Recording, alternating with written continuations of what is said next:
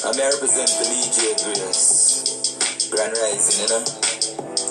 Good morning, each and every one. Now it's the morning voice. You don't know, DJ Grace live. Woman power, teach and learn. So listen and learn. DJ Grace. It's the people who always be people. See a man, we say them real too. Yeah, them deceive you. Use you, then say them no need you. We no flower, never weeble. Them sprinkle oil by vehicle. When they rich, everybody want to meet you. When they poor, them mistreat you. Them want to beat you, delete you. Not even drunk or want to eat you. All your gal you have to breathe to. And your brother in the street too. You need to, because them cover up where we need to. Not just the wolf, run where all the sheep to. Who you need to step them on, you cover up na the sheet to. Them evil, I wonder if you see it too. DJ Grace.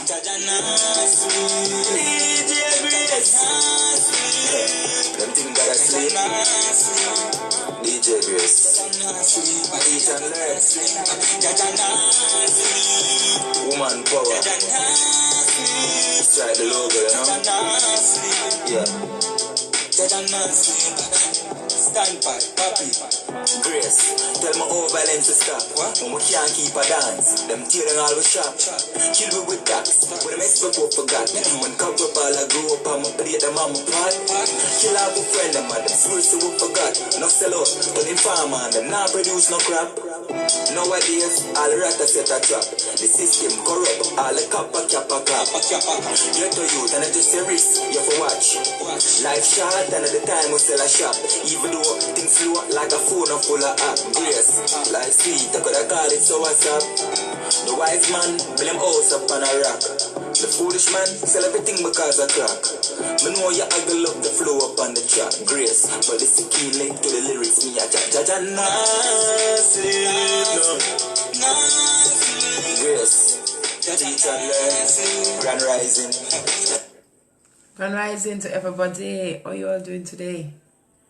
Alright, it's Tuesday already. Blessings, blessings, blessings. Welcome to Teach and Learn with your host, DJ Grace. Okay, you know, today we are going to be talking about family today, yeah? And we're going to be talking about today, should you love your stepchild, yeah, as in the same way as you love your own child. Alright, that is what we're going to be talking about today.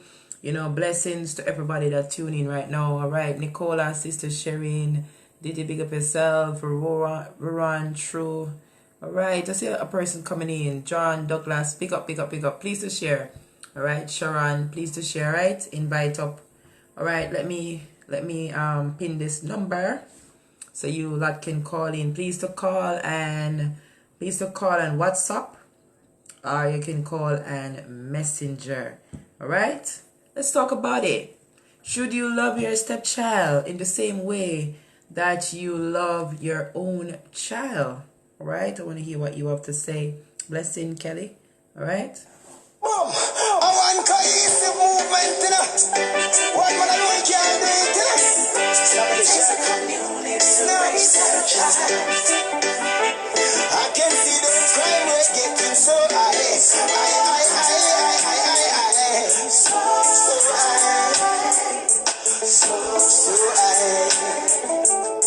no, I can see where they going wrong. They're only waiting on them politician. They're blaming the gunman and policeman. They're wrong. The crime a kicks their way like a Janu. It seems like no one knows got a clue. We got to get the youths got to turn around. That's the only way it a go settle down. Yes, more guns a go burst. We are gonna see a lot of us. Better we teach them to be lawyers, doctors, and nurses. Yeah, it takes a village to raise a child. Your child is my child. My child is your child. I mean, I laugh, I mean, I smile. It takes a village to raise a child. So no discriminate and no profile.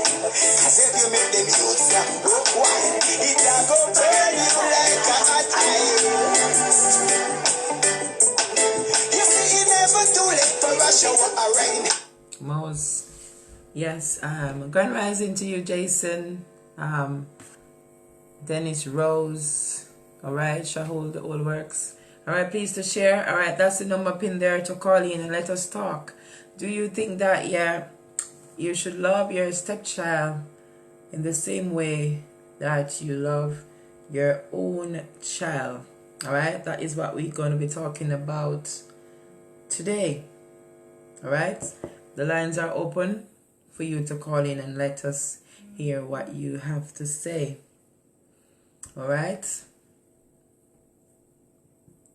All right. I have I always come with my little clippings, so I have some little clippings to play, but I will stop them to take calls because I love to take my calls, So, but I come with my clippings, Teacher come to school to teach, so make sure you come to teach as well. I'm also a student, all right? Yes, but the lines are open for you to call in. I'm going to be playing this clip about four ways stepchild damage relationship with your new spouse. All right, but I have different clippings that I'm gonna play. All right. In this video, I'm going to consider 4 stress areas that stepchildren bring into a marriage and some keys to victory for you.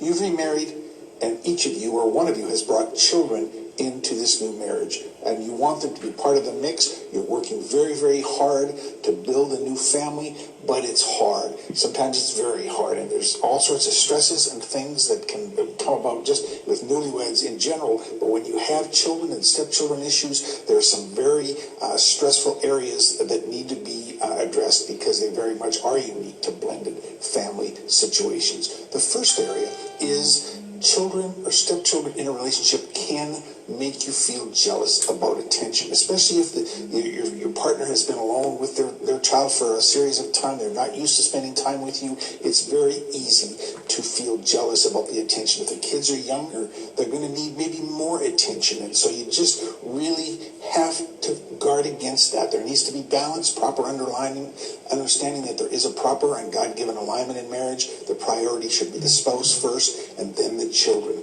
And if you can start to get that into alignment, that can help to take care of the jealous issues. Second area of stress is that children or stepchildren can reinforce insecurity that you may have about the marriage. And this is particularly prevalent if you have an ex-spouse in the mix with that child, because many times people feel if the marriage starts off rocky, that maybe that ex-spouse is trying to get back with their spouse, and so I've seen that happen a lot, that they're just very insecure about the marriage going forward because of the ex-spouse factor. And really the key is discernment. Many times if it's not true, many times it's just the things in the mind, the demonic kingdom and things, and people planting thoughts in our mind. Winning mind battles over that fear is very, very important, okay? That is a key to victory. The third area is in the realm of financial fairness. When two people get remarried, there is a yours, mine, and ours dynamic that needs to get addressed. And it's also an issue, once again, if there's an ex-spouse that's involved and there's financial considerations, what's the key? The key, I believe, in general, in blended marriages, the whole notion of yours, mine, and ours really needs to stop. It's our money, our kids, not mine and yours. And everything, if it's keyed off of that and begin to move to that very, very quickly, you can build a successful foundation for starting off in your new marriage. The fourth area of stressors in the whole realm of discipline and boundary disputes. Once again, the boundaries typically many times with the ex-spouse involved in the children's lives. That's a key thing. But the other realm is in the realm of discipline. And that's why it's very important that spouses hopefully agree with discipline up front. And you should move to the point where each parent is going to be able to discipline the other parents, the other spouse's child. And once again, one set of rules is key. You've really got to be working towards that there isn't this yours, mine, and ours concept, and that the children see you as being unified in your approach to discipline to each and every one of the kids that's involved. Look at these are serious issues, and they're more important if the couple hasn't spent a lot of time together prior to marriage. They typically do not fix themselves. They need to be addressed. Please, if these are issues with you, get help somewhere. Visit your pastor, of course, reading books, doing whatever you can do, but persevere, persevere. God put you together. He wants this marriage to work, but it may take some very specific changes and things that need to be done differently for it to be successful. But be encouraged if you do persevere. There is light at the end of the tunnel, and it's not an approaching train coming to destroy you. Look, if you need help, you can't find it locally, we're Christian counselors. Check out our website. Check out our testimonials. We've helped a lot of couples and families, blended families, get started again. We work worldwide over the internet. If you use Skype or web conferencing, capability, we have that for you. We can help you. Check out our client testimonials. Once again, we've helped a lot of people. All right. He says some things there, right? He says some things there. For me, my opinion about should you love your stepchild as your own child. Well, I've never bring a child on earth, so but in my views, I have been in relationship where I'm a stepmom more than once, and I always love my stepkids with all that is within me, because I think that if you're with somebody, and you love that someone and you want to be with that someone, I think that you should appreciate, their children the same, and I love them the same and take care of them the same. So I always love my stepkids like they're my own, even though I've never bear a child. But I don't know still if it would be the same love you'll feel, because when you bring a child on earth and that connection, that bond with your own child, I do think that you'll have that connection or maybe that love more than your stepchild. I don't know, but I think so. But I've never experienced it, but I think so still. But what do you think? If I'm with someone and I love the man and I want to be with the man, be with that person, I'm going to love the stepchild as well. I'm going to treat the stepchild good as how I treat the man. You get what I'm saying? Yeah. So but what do you have to say about it? What do you have to say about it? All right. Someone is calling in. Let me take my first call for today. Grand Rising caller, you're live. Good Grand Rising DJ Grace. Everyone. How you doing today? That listening, Yeah, I'm good. Nice, lovely. I come to say something on the topic, Yes, please, go ahead. I think you should love the stepchildren just like your one, Okay. I think you should take the same care of them, send them to school, said way, college, said way, as you would do your one, Yes. Because family love me is a father, so I would say family love the mother, you should love the child, said way, And sometimes the stepchildren work out to be better than your child, maybe like come and take care of you. That's true. That is so true. Your child, Yes, so I think you should pay enough attention to your stepchildren. Same way like we would appear to your one, Just the same. Show them teach them the right thing, show them the right way, show them love, And I think it will work out, Right. Yes. Because you really have some step-parents really disadvantage stepchildren, make they do all the work in the house, wash the plate, sweep up house, and go to shop, and their children just sit down and not doing anything, So that teach your children not to love your stepchildren, their stepsister, stepbrother neither, So if you show your stepchildren love, I think your children will show them love. Mm-hmm. So that is my input on it still, I think the stepchildren is necessary too. Yes, I do agree with you. Thank you so much, caller, for sharing with us this morning. All right? Blessings and have yourself a wonderful day. All right. Okay. Thank you. Okay. Yes, I agree with this. I agree with this caller. Yeah, you should treat your stepchild just the way you treat your kids. Alright, someone is saying, DJ Grace, you're such a beautiful black woman. Yeah, it's good to love your stepchild because he or she is human, just like you. Love your neighbors as yourself. Oh, that's beautiful. Yeah, you know, Steve Harvey, I just love this man. He's my advisor, okay? I don't know him, but he's my advisor, please. Yes, please. He's like a daddy, alright? So I'm gonna play a clip for him. You know that Steve Harvey he and his wife have kids before they got married, but here how he dealt with his situation. Alright? Alright, before I play it, I'm getting a call, so let me take the call. You know, I love my calls, you know. I love my calls. Grand Rising caller, you're live. How you doing this morning? Yeah, man, I'm doing great. How are you? I'm doing fine, thanks. Yeah, man, blessings, greetings, you know?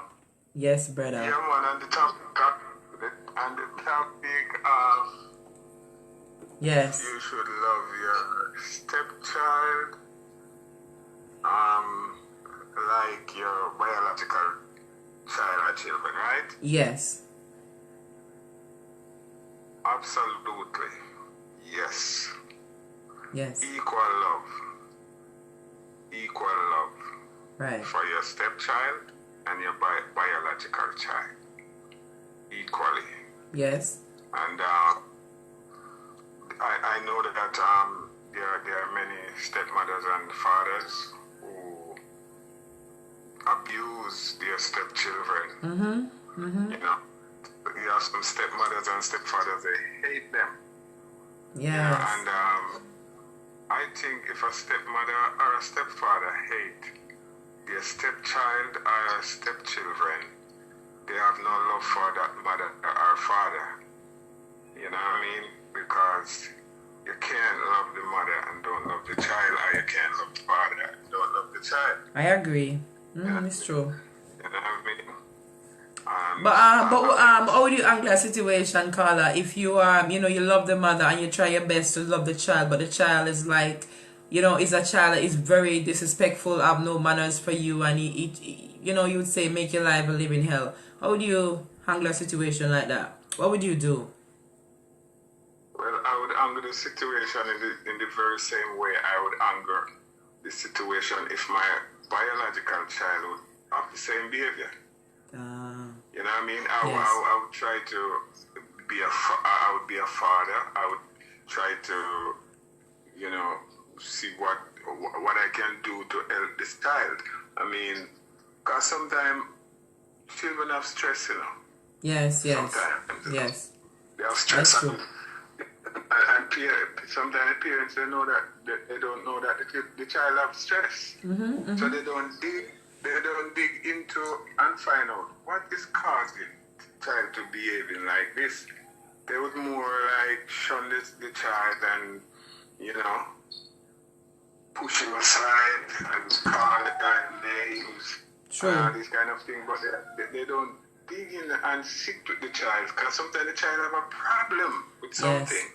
As you talk about problem, you know, I have had stepchildren, from my previous relationship, Grand Rising, everybody tuning in, and you know, I realized that, you know, they come to me and open up to me more than even their biological parents. You know, sometimes, you know, they're afraid to go to their parents a certain thing, but you as a step parent, if you build that relationship with that stepchild, you know that they'll find that they come to you about anything at all. They have that bond with you, you know, because I've experienced it. I tell you. So, you know, I always love my stepchildren because I treat them good, I care for them, I love them, and they always come and open up to me and always say, please don't tell my mom this, please don't tell my dad this. And I'm like, okay, it's okay with me. You can talk to me. You know what I'm saying? So, you know, it can work if you wanted to.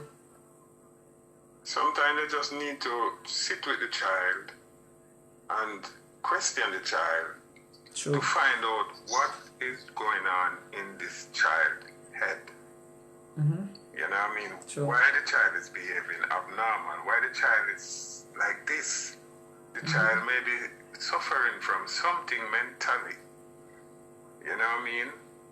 Yes. And if the child is suffering from something mentally that is causing this behavior, and you're gonna shun the child, push the child aside, rough up the child, then you're making it worse for the child. True. You know what I mean?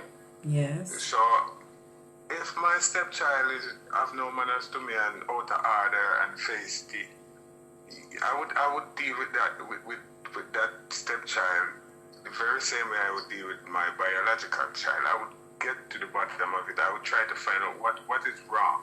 I wouldn't develop hate or anything inside my heart for that child. Yes. I would try to help that child.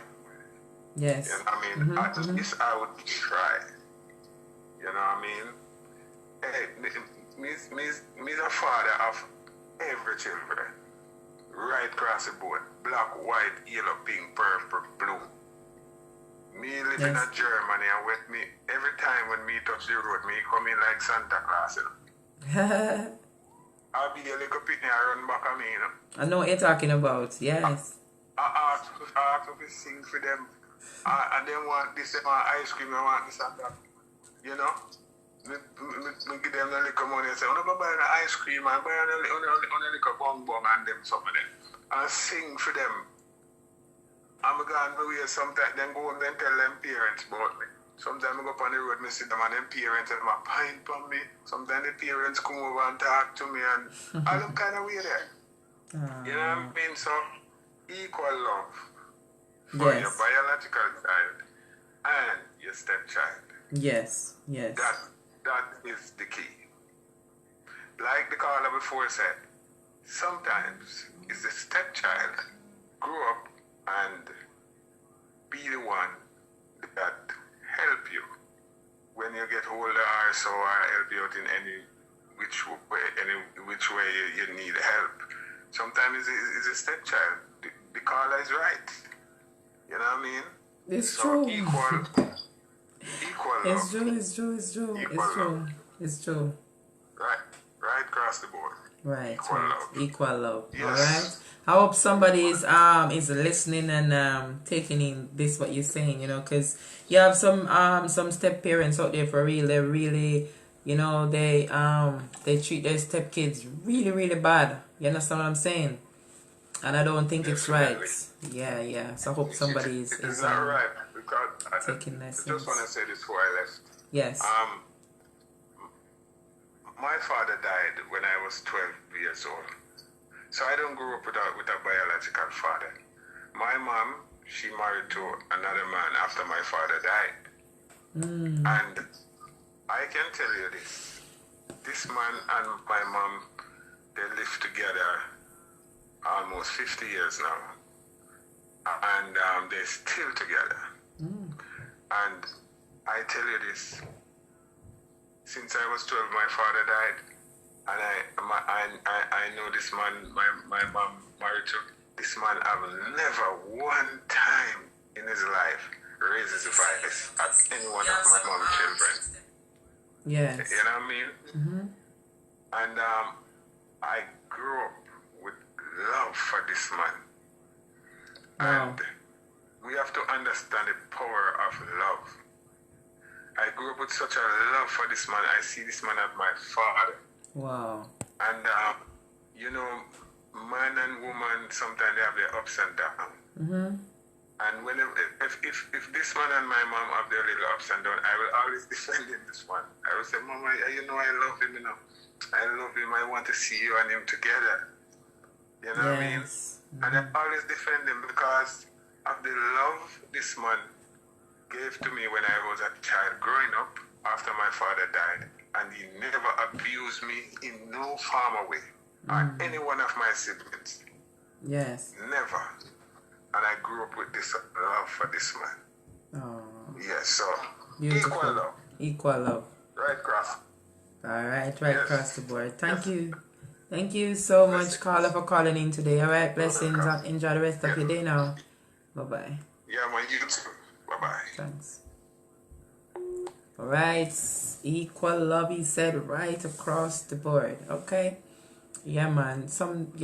When you treat your your stepkids good. You never know. As the two callers said, sometimes your stepkids come back in life, and you know, they're the one that remember you when you really need your child. Because even my stepdad, you know, like when it's Father's Day and his birthday, I am the one who used to like wish him happy birthday and would give him a gift, and he was always saying, oh my God, I have so much kids that I sent to school and good high school, and Father's Day come, you know, and you know, all these holidays she always buy me something, but you like don't even call me to wish me, you know. But it's good to take care of your stepkids. You never know who's gonna come back when you really need. Right? You're really in needs. Alright, so the numbers are there for you to call in, WhatsApp or Messenger. Feel free to call in, alright? I remember, I know you can call in and talk about any you want to raise a topic, but please, when you call in, no indecent language, just keep it clean and, you know, keep it rolling. Alright, as I said, I'm going to play a little clip with Steve Harvey, how he deal with his situation, because as you know, he had 4 kids and his wife had 4 kids before they got married, but gonna play it and hear how he deal with his situation. Alright, but if you call, I will answer your call, so don't mind, feel free to call in. We have straight talk with this man right here, our special contributor Steve Harvey, and this morning the man whose relationship book, Act Like a Lady, Think Like a Man, has been on the New York Times bestseller list 34 weeks. So happy. Put your hands together. Send the child to college. And that's what we're trying to do. He's going to talk to us about something that also hits close to home for him, step families. As a father to 4, stepfather to 3, he and his beautiful wife Marjorie have faced many of the issues that arise when families are blended. And joining us this morning to share his do's and don'ts. And he will right after this. This is what's called a blended family. There's 12-year-olds, Lori and Winton. Then there's teens, Jason and Steve Jr. 27-year-old twins, Carly and Brandy. And Morgan, who's away at school. 3 are Marjorie's kids, and 4 are Steve's from previous marriages. These are my sons. These are my daughters. These are her sons. These are her daughters. And that's the way we operate around here. When we first got together, I said I want all the kids to live with us. Not just my children, your children, but I need all of our children here. The 4 minor children had no option. They were here. We didn't ask them how they felt about it, nothing. She all the time tells the kids, this is not a democracy. It's a dictatorship in our house. He's dad to all, and the proof is in the laughter. This is the Brady family in brown. Story of a man named Steve. Do not let some people on TV. As soon as you let them on TV, they start embarrassing their father.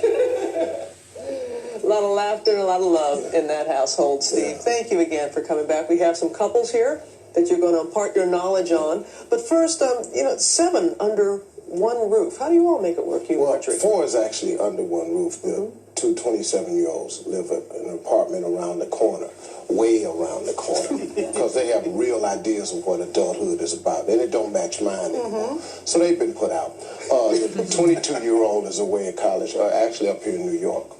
So it's 4 minors in the house. First thing we did, though, we don't use the term stepchildren. I never referred to my youngest daughter as my stepdaughter. She's my daughter. She's my son. Because I don't want them to feel alienated when I introduce them. That doesn't work in everybody's house. Everybody got to make their own decision. But in our house, we never use the term step. I'm not their stepdad. I'm their dad. I'm making it happen for you every day. Let's not forget that. Stepdad, that's a big check. I think I should deserve to be dad. So we just created that. That's just the one thing we make sure we do. All right, well, let's get to the 2 couples here. Charlene and Jay, you're from Cincinnati? Cincinnati. All right, yes. So you have 4 children, total 4 children, 2 each from a previous marriage. Yes. Right. So tell us about your family and what's your question to Steve? Well, I have 2 daughters, and she has a daughter and a son, and they're intermixed in ages, and they range from 16 down to soon to be 12. All teenagers. Yeah. Prayer works. Yep. So But our issue is more how when you're blending a family. How do you get them to align? Because some of their ages do intermingle. So the youngest is no longer the baby of the family. The oldest is no longer the oldest, and somebody's stuck in the middle. Yeah. How do you help them adjust to that realignment? I guess there's no really one way to do it, but one of the things that happened at our house is we created this system we have called accountability partners. Like the youngest one in my family is not the youngest anymore. So youngest in her family became a little bit up in the scale, and then the one that was the oldest is now in the middle. And that's where the real problem is, because when they can't be the number one child, the big head honcho, and all of a sudden there's a new head honcho, you got a problem. So we give, like the two older ones, we have certain things that they can do that the younger ones can't do, and it kind of builds a bond between those two, and it helps out. The young kids usually go along with it pretty good because they gain a lot of allies in the relationship. They get a big brother, a new big sister, they get somebody else, they can go to and get stuff from, so they kind of cool. So accountability, I like that. Yeah. How do you think that will work? What type of, I think that would work, but are there specific activities that you've used for the older? Well, like we got two 12-year-olds who reach 12 at different ages, and we got two 18-year-olds who reach 18 at different times, too. So we kind of make them accountable for each other so nobody feels like they're the lesser of the two, like at homework time, because they're both in the same class, the same school, kind of check each other a little bit instead of you always telling them. But yours are all there at the same time. Yeah. So mine are only there every other weekend. So in 2 years, we've actually only had 90 days. Approximately where they've all been together, so it's a little bit different. So it's not so as you got easy. Kids come over every now and then. Mine come every other weekend. And hers are there all the time. So it's you got your hands. I like the idea. Oh yeah. We can go on and kill this conversation. You got somebody coming from another house with another set of rules, right? Yes. And you got another set of rules going on at your house. Exactly. That's exactly our question. Yeah. See, that was one of the problems we had in the beginning until I got custody of my youngest son. So we had some differences going on there. That's a tough one, man. There's no set answer to this because these kids, they've got their ideas of their own. These kids are really bright nowadays. They get educated on the internet. You don't know that, but the internet is powerful. That's right. You got a real big work. We've been working on a list which we call the basic rules of cooperative living, and we're sort of together. We're figuring out what those ought to be, and then I think we're going to post them. You should share that with others. We're going to get to your question in a moment because we've also had a lot of people that have been emailing Steve, and this is a really good question and one that you may face at some point. Gretchen Morales of Clinton, New Jersey, and she wants to know, Steve, is it the right move to disengage when a young teen had stated that they will never consider you a parent? Disengage from them. Well, believe it or not, I've seen that in a little bit at my house too, because we had, we've actually had some therapy sessions about it. They were self-imposed, but I don't have money for a doctor, but I'll just sit you down and we'll have a therapeutic moment.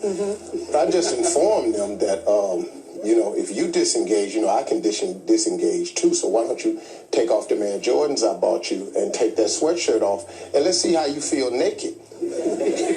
Talking to me as the person you're going to disengage, because you can't disengage me when I'm making it happen for you. So unless you want to go to school naked and ride on that yellow bus naked with the other kids, and I suggest you start adapting to some of these rules around here. At one point in time, at the end of the day, you're the adult and this is the child. And we were visiting about this earlier, and it was kind of like if you went to your boss and said, I don't think you're going to be my boss today. It just doesn't work out. So it's like, you're right, I'm not your mom, but I'm the boss of the house, and these are the rules, and this is what we're going to have to do. These so are the we can rules have of the some harmony. Right. And let me introduce you, Gail and Stephanie from Oklahoma City, and explain your situation, your family situation. Well, Gil has an 8-year-old and a 5-year-old from his previous marriage, and we just had a baby 7 weeks ago. 7 weeks yesterday. Thank you.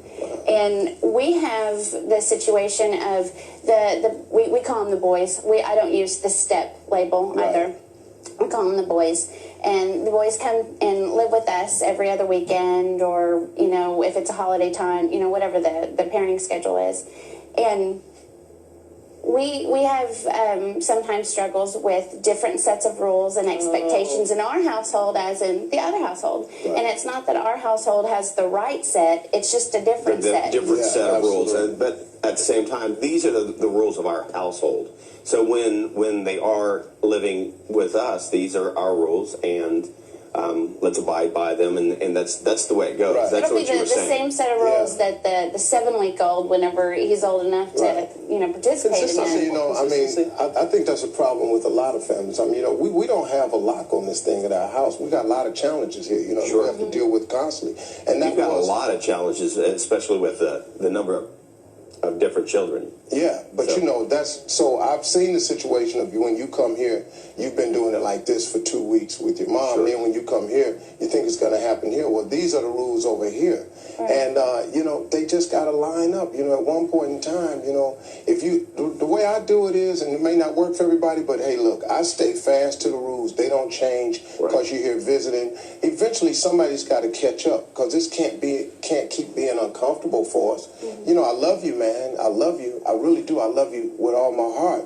But when you come here, this is the way we do it over here. Every time, it has to be the same every single time. Right. Otherwise, they'll try to push those rules and see if they're going to change. Yeah, those rules there's the attempt to massage those rules to see, well, maybe this time I can break them down. They can get away with as much as they can. But consistency always seems to work. I know Marjorie said dictatorship, but you have meetings. I mean, you let them have a say, but not necessarily a vote. Oh, we give them a say. You can say anything you want.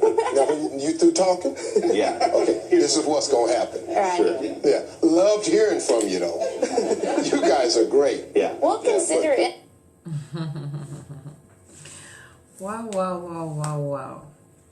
Yes, I agree with a bit, you know, if you your kids and my kids, we're going to live together, you know, we have to set one set of rules. Not I set a rules for my child and you set a rules for your child, you know. You set one rules and that goes for the both side, you know, your child and my child, you know. Because you don't want anybody to think that I am more than you are, you know, I am more important. You want them to feel like they're on the same levels. Yeah, so that is very, very important as well. So, you know, the lines are open for you to call in. Let us hear what you have to say. What is your views? Because I'm sure that some persons disagree now, because some person don't think that they should love their stepkids as their kids. We have some people that disagree. So if you're one of them persons, still feel free to call in. You don't have to say your name, but what are your views? You know, do you think you should love your stepchild the same way you love your child? Yes. So the lines are open for you to call in and let us hear what you have to say. All right. You know, I will continue to play my little clippings until I get a call. Lack of boundaries with adult children is sadly a worldwide epidemic, and its consequences can be catastrophic. In her book, Setting Boundaries with Your Adult Children, author Alison Botke shares her painful journey with her only son, from unspeakable heartbreak to an ultimate healthy balance, and the skills she learned in the process. Alison, welcome to Full Circle. Thank you for having me. We are so glad you've come by. Now, you start your book with a chapter entitled, Why I Had to Write This Book. Why did you? Out of sheer insanity with my son. I spent years living in his chaos, crisis, and drama. You know, he was involved in drugs and started at a very young age to be very, very rebellious. And the older he got, the more difficult his challenges or his choices became, and the more I tried to fix him. And I realized I couldn't fix him. And it was insane trying. You know, you start that chapter talking about the SWAT team. The SWAT, now not many parents can say that sentence. I was talking to the SWAT team on the morning of New Year's Day. It was drama. It was drama, and a lot of parents are experiencing this drama and chaos and the crisis of the choices our kids are making. And I found myself in my son's rented house after he'd been arrested. I was in cleaning it up. I'm cleaning, there's glass everywhere, there's everything thrown in the center of the room, and I'm dumping a bottle of vodka down the sink, and it hit me. It was one of those, Allison, you can't fix this. This is his choice. You've got to walk out of here and stop doing what you're doing, because it was insanity. And I started, and I'm a writer anyway. I had been writing all my life, and I hadn't intended to write this, but I started writing out what I needed to do. And I got into scripture. I got into the Bible and really started reading how God really wanted me to live, because it sure wasn't how I was living. And how much about trying to fix your kids is really about you feeling guilty for how they turned out? You know what I mean? Like, you're owning basically their problems because you feel like it's your fault. That's it, exactly. That I can't say exactly, because there are a lot of components, but that is a big one. We find ourselves so focused on the problems that our kids have, and a lot of them do have a lot of problems. It doesn't mean we don't love them and we don't want to help them, but we are so focused on their life and their problems and their issues that we've really stopped looking at our problems, our issues, and if it is guilt, if it's shame, if it's anger, what is it? And I had to look at that. What is it about me that felt that, what was I getting out of this whole thing? What need was that fulfilling? What brokenness was that fulfilling? And I really got back into the Bible, because it wasn't about me trying to fix my son. It was about my relationship with Jesus. Good way to put it. What is it I needed? I wonder I'm going to say in lesser dramas, if being needed fuels some parents to respond, oh, they want me, they need me, it gives me a sense of purpose. Even if it is a crisis, they come alive. It's like savior complex, right? Exactly. That's it, exactly. And it's trying to be, and I've often said this, when I stopped trying to be God in my son's life, he found God. And it was a powerful thing, because we try to be so much to our kids, and that's not what we're called to do. Sometimes they have to walk, their own Damascus road, and it's painful for us to let them do that and experience that. As parents, it's only natural for us to want to help our children. I mean, we've been there for them for the first 20, 25 years of their lives, and so we just want to help them. But you make a distinct difference between helping and enabling. And that's what I'm saying. I'm saying here, help, that's not helping. Is it really helping? Is it help? There is a difference. Helping is doing something for someone that they can't do for themselves. And enabling is doing something for somebody that they should be doing for themselves, and quite frankly, really should be doing for themselves in many, many instances. Yeah. Yeah. So I had to come to that understanding, and I wrote that on my refrigerator, and I looked at that every day, and I prayed about that, and is this really helping him? And if we really ask and we really look at the long term, it most of the time isn't. It's serving some need that's helping us, whether it's that fixing that savior complex that. But how do you say? I was going to say with that. Grand Rising to everybody that is coming in. All right, Grand Rising, Grand Rising. Our topic today is: do you think that you should love your stepkids in the same way that you love your own kids? All right, that's what we're talking about today. How do you then set those kinds of boundaries? I mean, that's a huge process for a mother or father to say, okay, I'm going to stop enabling and start helping. But how do you start setting those boundaries? Especially when you're a parent, say, of teenagers, and you want to do it right from the get-go. You want to do it right when you still do need to help them because they're not on their own yet.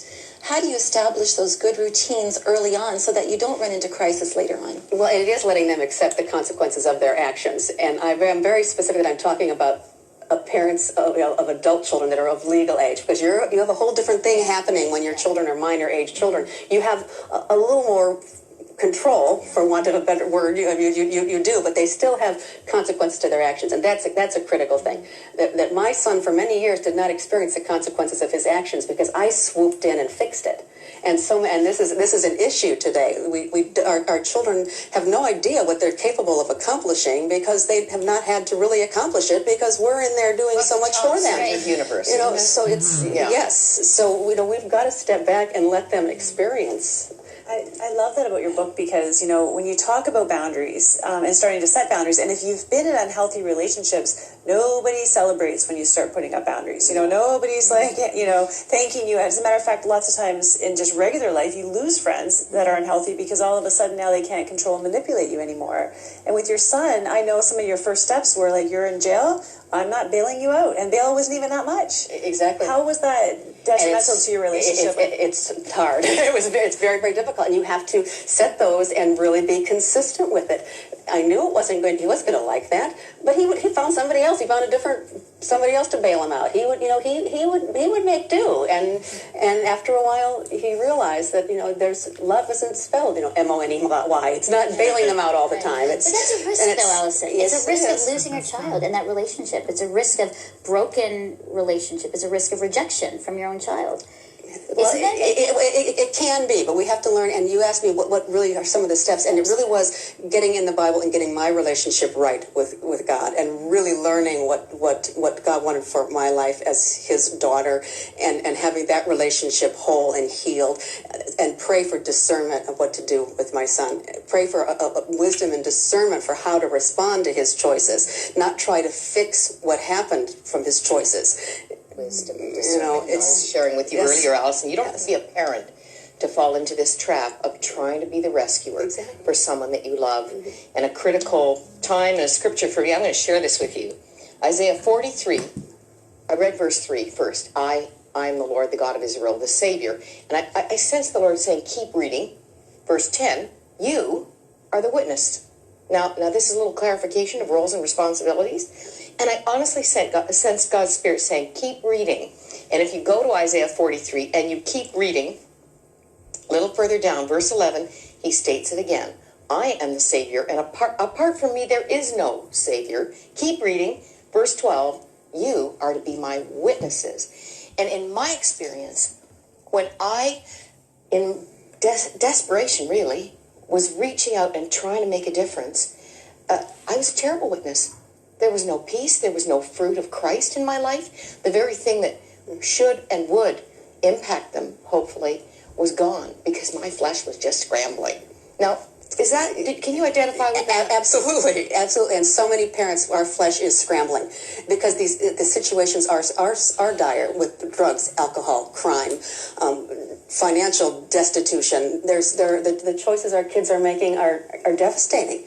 And in our own flesh, we're trying to fix all that, and we can't. And we need godly wisdom. Yes, we do. And one of the things I really appreciate about your book, Allison, is that you do give practical steps. In fact, you have an acronym, and I love the word sanity. That's what parents need, is sanity. Walk us through this. What does the S stand for in sanity? It's stop. As silly as that sounds, it's stop repeating the same behaviors. We know we're on that gerbil wheel. We know it's not right, doesn't feel good. It's not making any difference in our child's lives. Things are still getting, worse.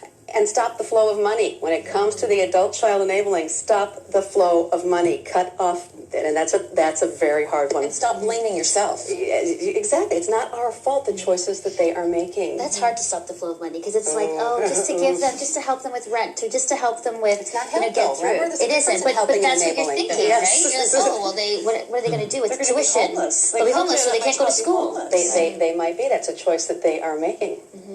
They might meet God on the street.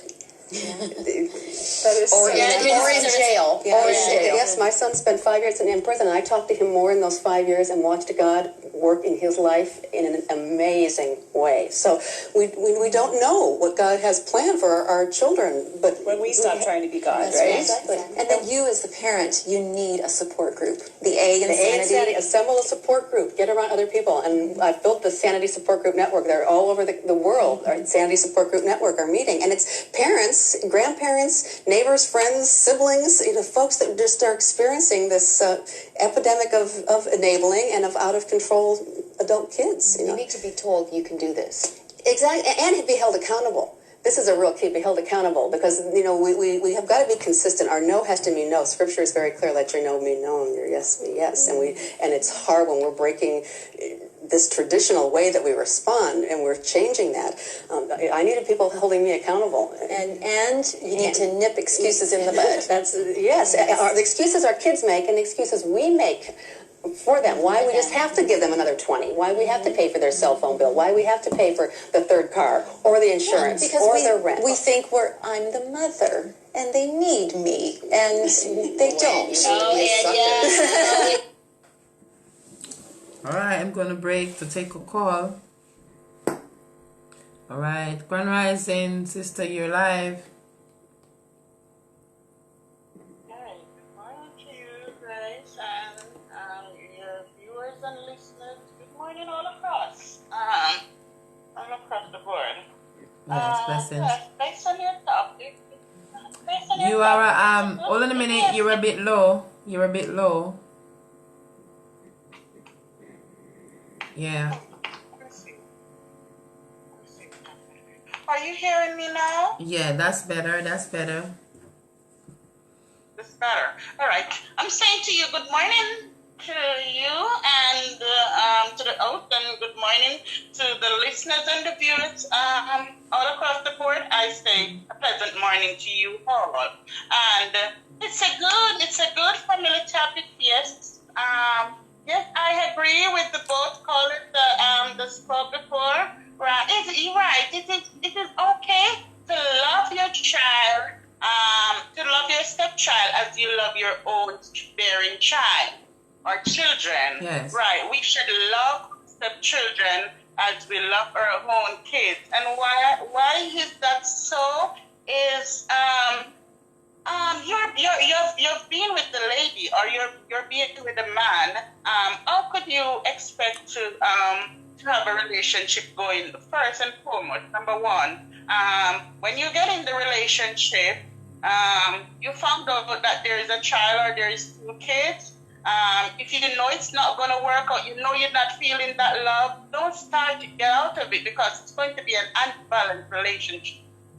Sometimes people, it's common and it's in a lot of people's dreams to love their kids and don't love the other ones.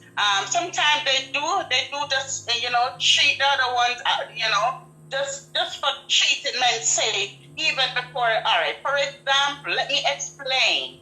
Sometimes the man doesn't love the woman child, and before the woman he pretend, but behind the woman he does it deep down, he doesn't love him. Vice versa, it's the same sometimes for the lady. Yeah. But if we could find it in our heart to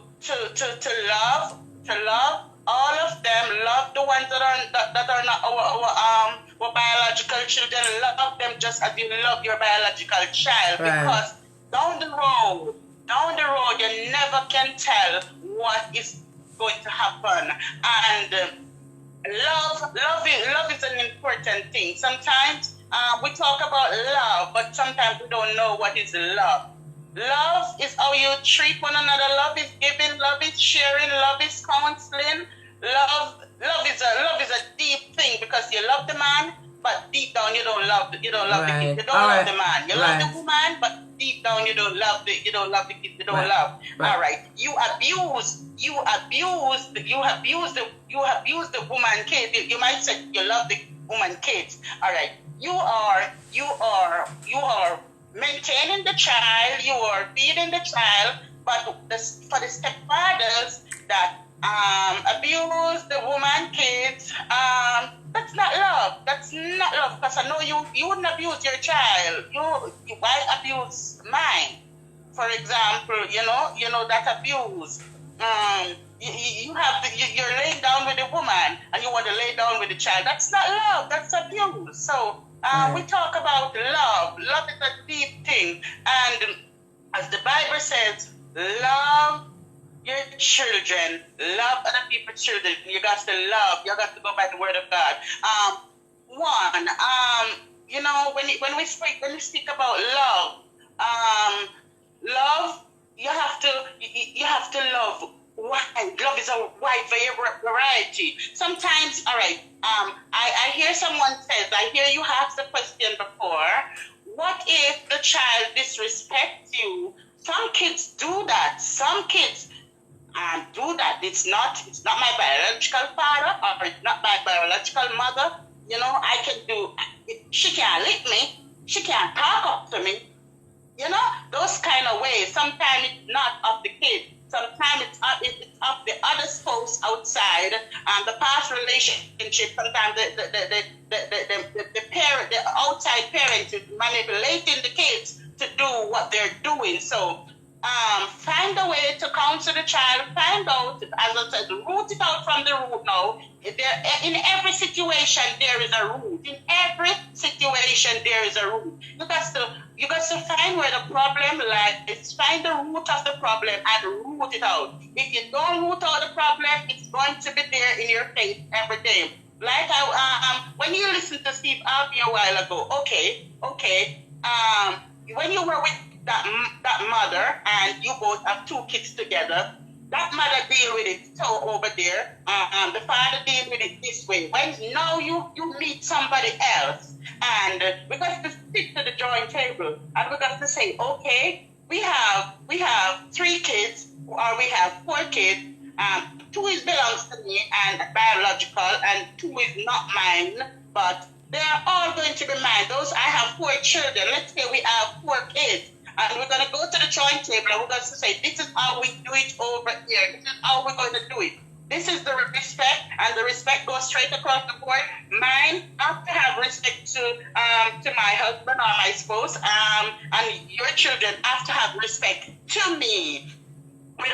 Because guess what? If there is no respect, the outs cannot stand. We cannot stand in here, and we have to put our foot down and let it be known. Sometimes one of the party are trying to put the foot down, and the other one is easing up, leaving the loophole and saying, let it become, the situation becomes worsen. But if 2 people wants to be together, we both have to be on the same page and the same accord. A family that prays together stays together. So guess what? We got to pray together. We got to root the problem out, and we got to deal with them on one basic, one level. We got to love them all. If I go outside and buy my daughter a dress, I should buy 2. If I can't buy 2, I'm not going to buy 1. You have a son and a daughter in the house. Sometimes, yes, you might look and say, okay, his daughter more need a shoes, and my daughter does not need one. When it comes to need, you buy the person who need it more. When it comes to want, no.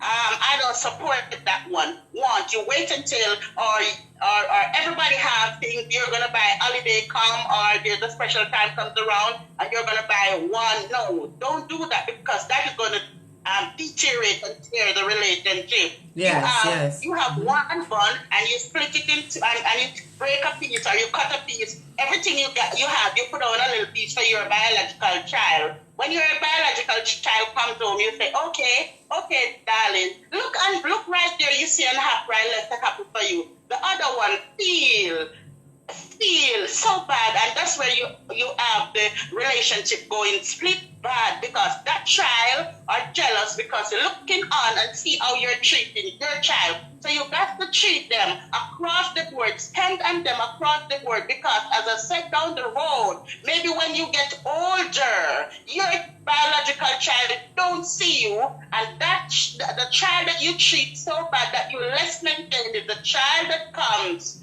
to take care of you. Sometimes you have your own children and they're so disrespectful, and on that basic that's why it's good to treat other people's children good. When you have kids, when you feel pain, remember, treat other people's children good, because you don't know what is going to happen to yours. And if you treat other people's children bad, woe be unto you, because it's coming back to haunt you. I know that. I can tell you that. Yes. I had my stepmother. And I went to live with my stepmother at age 12, 13, right? And being around my stepmother and my dad. My dad was a wealthy man. My dad was a minister. I know my dad, I come to realize I've seen my dad, a minister, and his wife is an evangelist in the church. So when I go to live with them, oh, yes, it's all good. It's all nice. My stepmother, she has been, during the lifetime of my dad, she has been one of the best stepmother to us, me and my sister that interact on this program. we both were living in the house. So my stepmom did not have any kids with my dad. So she treated us so nice during the life of my father when he was alive, right? We were both treated so nice, everything was good. It was, I says to myself, and my sister can attest to that, she said it too. We had one of the best stepmom. And but because we were treated so good, there was no partiality, and there couldn't be any partiality because she didn't have any kids in the house. She didn't have no kids. She has two boys, but they were all grown, big man, so they were out. So it was just me and my sister in the house, and she treated us good, yes. After my dad passed away, my stepmom shows there was a different color, there was a different tone, there was a change of person, that change, that little change. But remember, we are grown adults outside now, but we could see that change toward us. Why? And that change towards us, I couldn't blame her. My sister couldn't blame her. We couldn't blame her because our father died, and because he was so wealthy, we realized what was the problem. The problem was just about greed. So our family members were manipulating her as trying to turn her against us. So we realized that. So we couldn't afford to have an H's on her or started to deal with her bad and disrespect her, because we realized. So we had was to pull, I myself, June too, we had was to pull closer to her and let her know still, even though we're seeing a different color and we're seeing the future is being changing and we're seeing how she's dealing with us, we still stand beside her and let her know how much we love her, and we still show her that great respect. And when she sees that, even though they were manipulating her to turn against us, just to scrape everything, just for all this riches that my father died left, because they didn't want we to achieve anything outside this. But deep down within this lady, I know she really wants us to, get what we were supposed to get. But then, they were trying to manipulate her, tell her all sort of things and just stay close to her to push us away. But when we started to pull closer to her and let her know, because we grow up in that faith, under the word of God, no matter what, not because you change, I'm going to change. Two wrongs does not make a right. We're going to stand close to you and let you know that the love we have for you, ma'am, from day one, we still have the same love to you as daughters. We still love you as a mother. So she couldn't resist that. With the God in her, with all due respect, she had was to just keep on going with us until she passed away. When she passed away, I felt the passion after death, just like how I felt it when my dad died. We feel it so much, and we still rally around. We still do play our part. And it was a godly part. We played from deep down within. And I mean, our family, they had become shameless. They were just shameless. And during after death of the woman, this sister-in-law husband that tried to tear us down so bad. He tried to take away everything. Wants to take away everything our father died left for us. Wow. You know what happened to his kid? Mm-hmm. His kid got locked up in jail for stealing an amount of things. He got locked up for some money, and some other stuff. So his child, even the man himself, went to jail. Even his wife went to jail. So you were trying to manipulate other people's children, and then you come. So you dig one hole. Them have this word to say: if you're digging one hole, don't dig one, dig two, or dig more than even two, because you don't know. So he was trying to do back to us, and it's come right around to aunt him. Mm-hmm. It come right around to aunt him. So And this basic of love. You got to know what love is. We preach love, but we don't do it. But we got to love our stepchildren. They are our own children. If you felt any pain at all, it is the same pain. The same pain I felt to have mine. It is the same pain that woman felt to have her kid. So we're gonna bypass. We're gonna leave jealousy. We're gonna leave the woman, the broken relationship. Move on with our relationship and love the kids, because the kids they are innocent. They're innocent at times. They didn't do anything. Right. And not only at times, they're always innocent. So more, as I said, when the children behave some kind of way, it's some problem. They have some underlying problem. Root out the underlying problem. Sometimes they need counsel from you and the dad. Sometimes they need the stepmom to say, I don't believe in step. I believe in saying I'm the mom. Sometimes they want us to, they want me to say, I love you. I love you, Jonathan. Just like I'll tell my daughter, I love my daughter.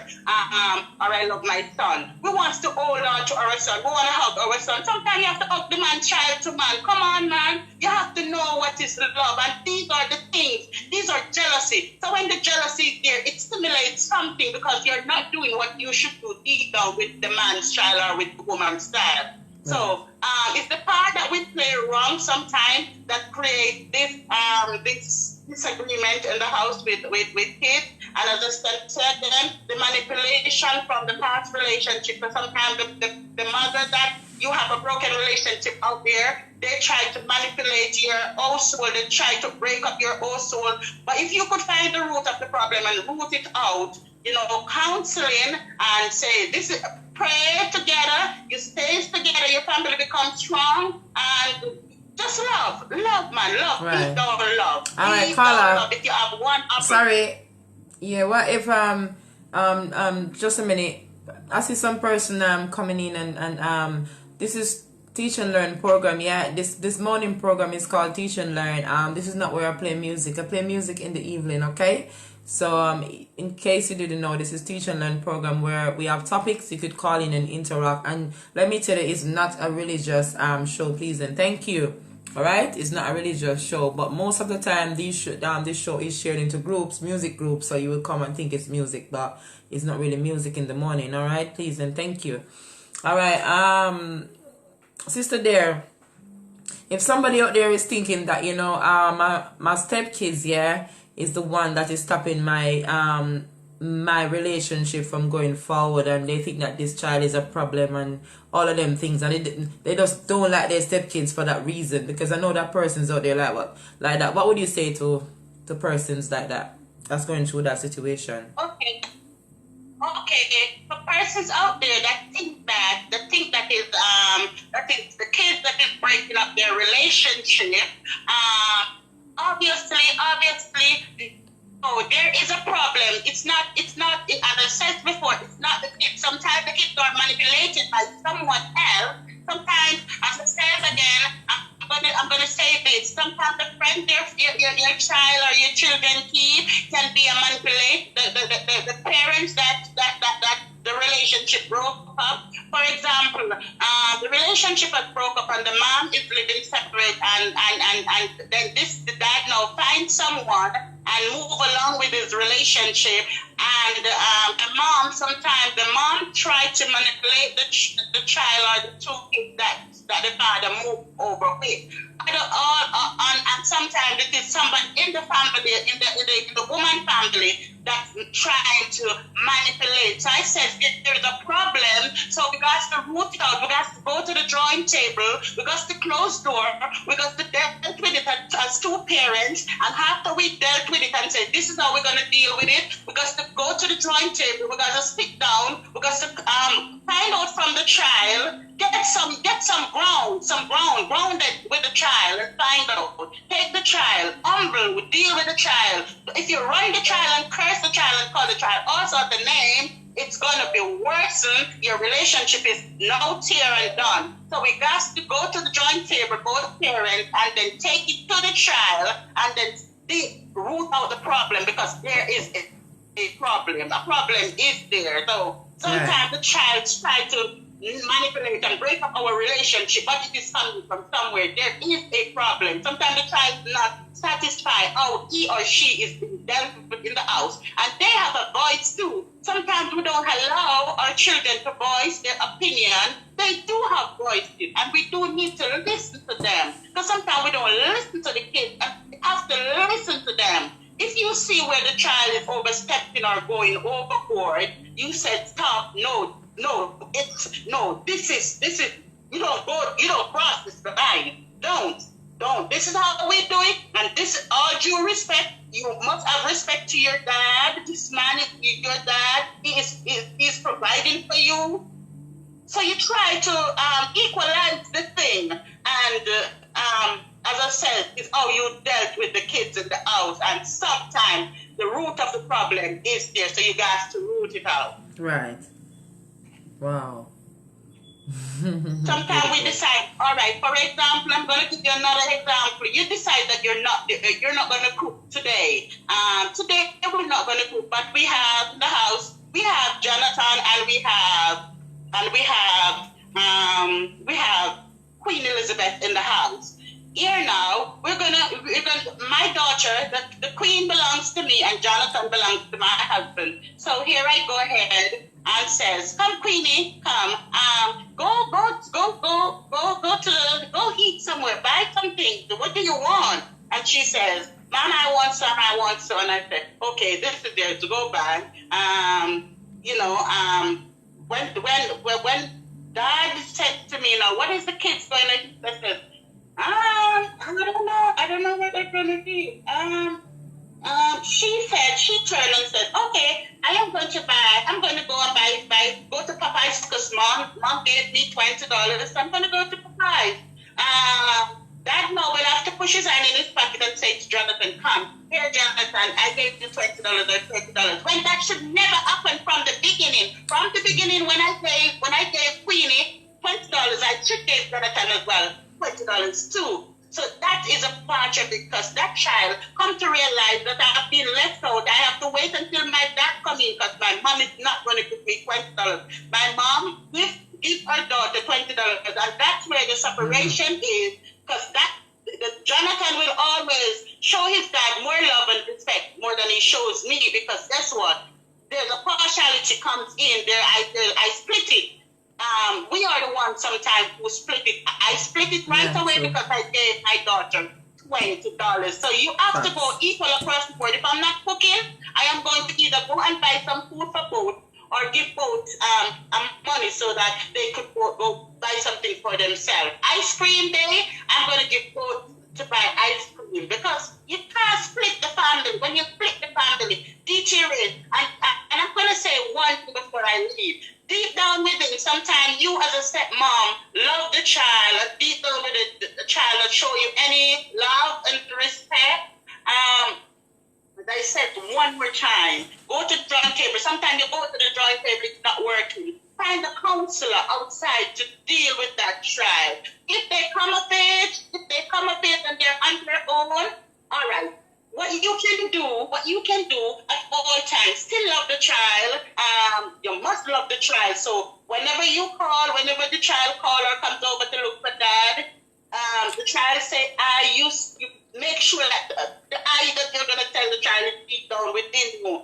So you're gonna love the child. Sometimes you don't hear from that girl or that boy for a month. You said, let me call him up, even though he comes of age. It's my child too. I'm along with the dad, so I'm gonna call him up and find out, hi, how you doing? I haven't heard from you within a month. Deep down within, you know that the child really don't love you or not showing you much love. But if you call him and you say, or you call her and you say, I haven't heard from you within a month. What's going on with you? How you doing? And she might be blushing and you might say, okay, I'm fine. And how is my granddaughter? And she might be saying, okay, everybody is okay. I said, okay, don't take so long to call me again. I need to hear from you. No matter what, I need to hear from you. I still love you. When the child see you doing all of that, deep down within, that child will have to change his or her ways. I can tell you that. Sometimes we are the cause, and we got to play our part in advancing the welfare of the whole human race. Sometimes we just have to do the right thing to let it grow and let it stay alive. Because God is love, and if God is love, we ought to be loved. Yes. Most definitely. Right. So. Thank you so much. You have That's my said so. take on love. Wow. We just need to know what is love.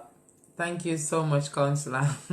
You have said so a lot of important points. Bless you. Thanks for calling in. All right. Wow, beautiful. Wow, she have said it, innit? Yes, for real. She have said some very important things there. I hope some people were taking notes. All right. I hope some people were taking notes, man. For real. All right. You want to call in, please? WhatsApp or and Messenger? We talk on the topic, do you think that you should love your child, your stepchild, the same way you love your own child? What's your views on that? Alright, please to call in, WhatsApp or Messenger if you want to talk on the topic. Alright, the lines are open for you to do so. Never too late for a shower or rain. Mercury's with the beauty once again. Lord, the big man, them already ground.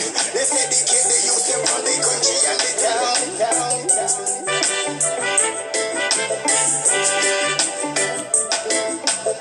Why can't we just live on? Fling where the guns and ammunition. Why can't we just live on? Live on.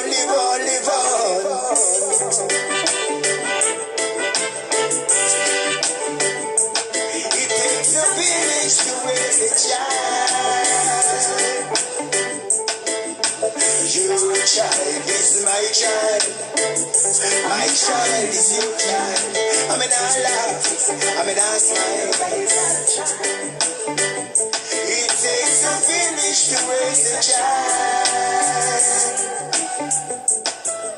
So don't discriminate and no profile. Cause if you make the youth young, go quiet, it's a go burn you like a hot iron. Sometimes I wonder if they really want the crime to stop. Cause all the privacy security, they make a lot of cash. Sometimes I hear some bitch when they come and happy up. Oh, this is done, and that is stop. And I them see him one a pussy gun shop. And the little boys think we gravitate. Cause them innocent, and them gullible. And the little girls vulnerable. He make me wanna cry, and get me. Good afternoon, caller. Hello. Yeah, good afternoon. I'm calling to have a chat about the topic. I only got 5 minutes really, but so I'll make it quick. Okay, yes, please. Yes, it's very important to have a balanced relationship when it comes to fathering or parenting stepchildren. It's very important. A lot of times you come up in situations where one parent is favoring their own child over their partner's child, and that's where the problem comes in a lot of the times. Equally so, a lot of parents don't listen to when their kids have something to say. And also they don't believe that they should split justice where it is necessary. A lot of parents have the saying that I don't put anyone before my child. I think that's totally wrong. Yes. I think once you have embarked on a relationship with someone and children are involved, i.e. stepchildren, everyone is on an equal playing field. No one is before or above anyone in that relationship. I love my kids to bits, but I'd never put them in front of a woman. It's a level playing field. Once you're making a family in a household, it's one unit. Yes. So a lot of people are misunderstanding what it means to parent stepchildren. They misunderstand it and they miss the goal totally. But they should be loved equally as your own child, because it's not their fault why they're in that stepmother situation. You know what I'm saying? So they should be loved equally as much as you love your child. So if you don't love that child as your stepchild, that simply means, do you really love your child? Because they're all kids. Yes. Wow. So I'm saying they're all kids, so they should be loved equally. None should be above any or be favored over any. That's just the way I see it. And speaking from some sort of experience, yes, it is totally wrong to do that. Yes. Because the kids are innocent. It doesn't matter how they come across you. They're innocent, they're naive, they know nothing about life. You being the adult, the parent, you should know better. And you should spread love and in turn teach them to love one another. And that's why we're having a lot of problems in the world today. Because kids aren't being taught. The stepchild and a biological child in the relationship, the biological child feel like I'm queen or I'm king, so I can talk to you and you're just a stepchild. That's totally. Everyone is in the league on a level playing field once you've decided to come together and be one unit in a household. It's as simple as that. Yes, I agree with you. Thank you so much, Carla. Blessings. Enjoy the rest of your day. All right. Yeah, bye-bye. bless you, love. Have a good you. day. Cheers. Bye-bye. Bye-bye.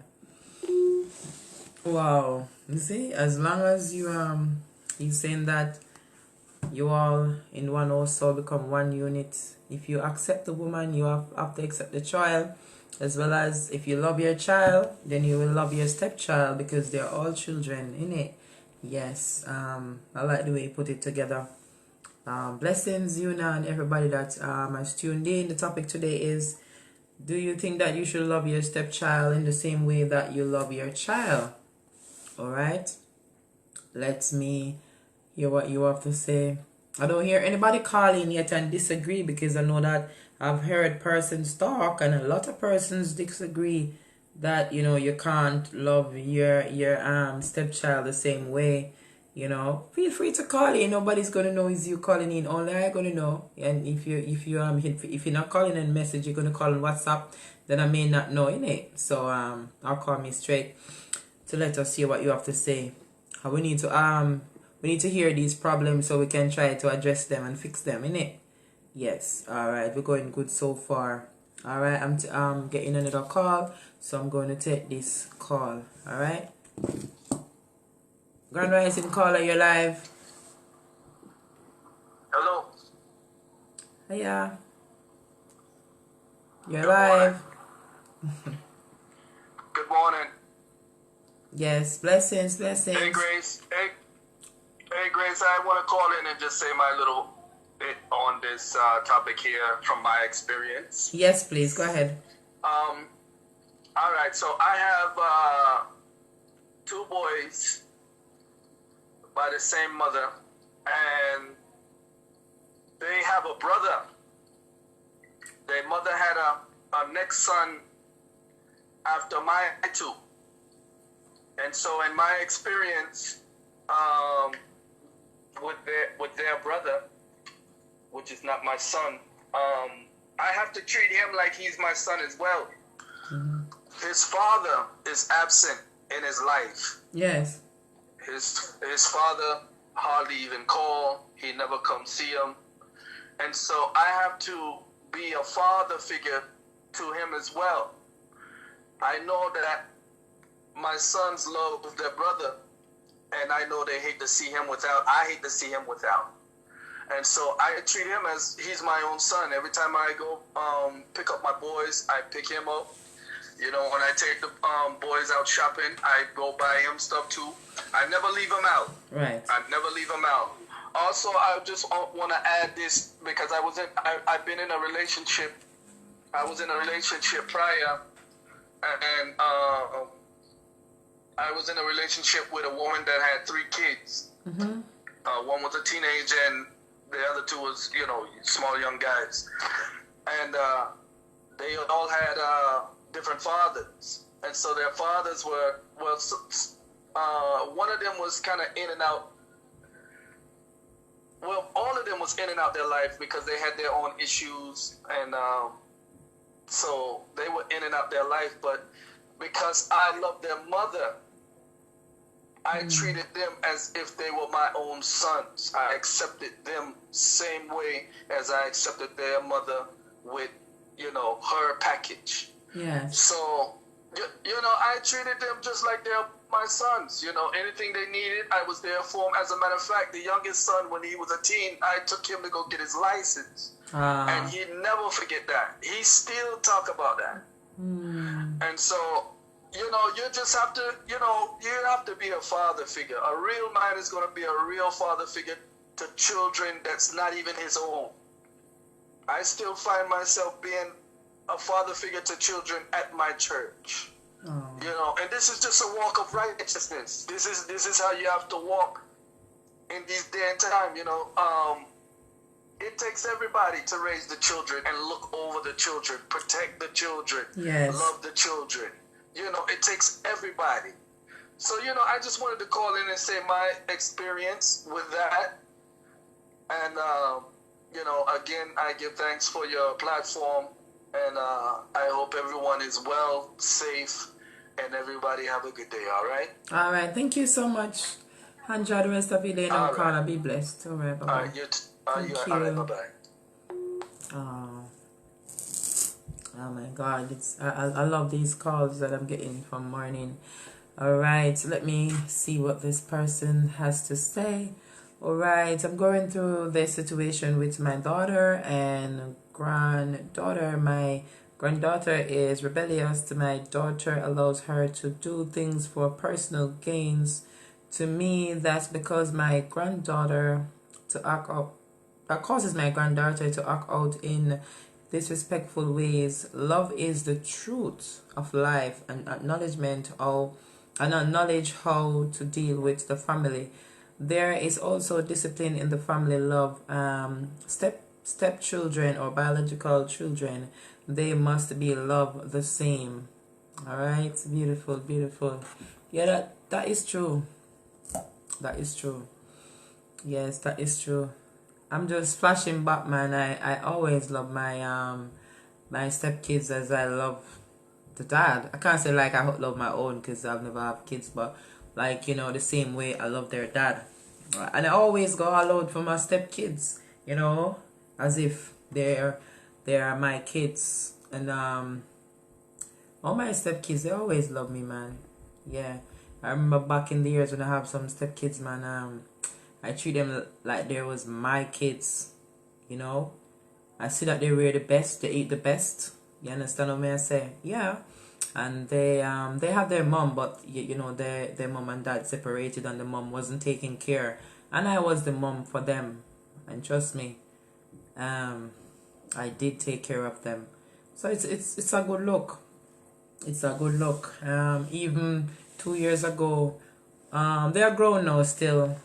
One of them messaged me and said, "Boy, I can't forget you, man. You are one of the realest person I ever come across." And tears come to my eye because I like them stuff there, I like when I do good and people show gratitude, It's a good thing. But calling on the topic, people, what do you think? Do you think you should love your stepkids as your kids? Yeah. What do you think? I am good with children, man. I am really good with children. So even when they are out of and I know how to deal with them, I'm good with children. Yeah, so all right. So I'm going to play another clip here. What is a step parent's role? All right, hear what this person have to say and let me know if you agree or agree not. All right, let me play this another clip. Families take on a lot of different constellations. Sometimes a step parent ends up wondering, what's my role? I can.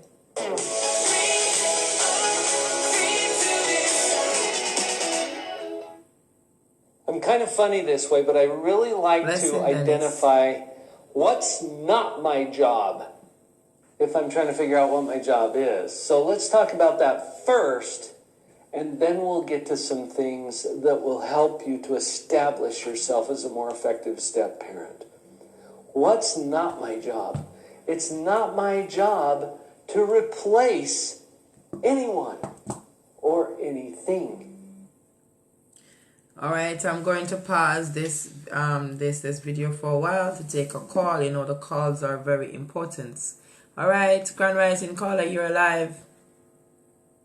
Hey, good morning, Grace. What's up? I'm blessed. How you doing? Oh, doing fine so far. To give thanks and praise. Good to hear that. What? Yes, we're talking. Are you calling to talk about the topic today? Yeah, Grace. Yeah, the topic. Okay, the topic is do you think that you should love your stepchild in the same way that you love your own child? Yes, of course, yes. Are you hear me? Yes, loud and clear. Them say for you love the mother, you have to love the calf, you know, so you have to show the calf the same love where you have the year old, you understand? If you don't say you're not going to show a woman child the same love as the year old, it don't make sense of going in a relationship, you understand? Yes. Because that's how life is. You're not woman husband. So you and the kids where she have, you respond to them because it's a responsibility that you understand. So you want to give you herself and I give you all our service and I give you everything. So you have to take up your cross. You understand? So if you know so you can't take up your cross, you have to leave her and go look at another woman. You don't have no children. Okay, yes, I like that. Alright, it's a life there. For you love the mother, you have to love the calf. Alright, I like that.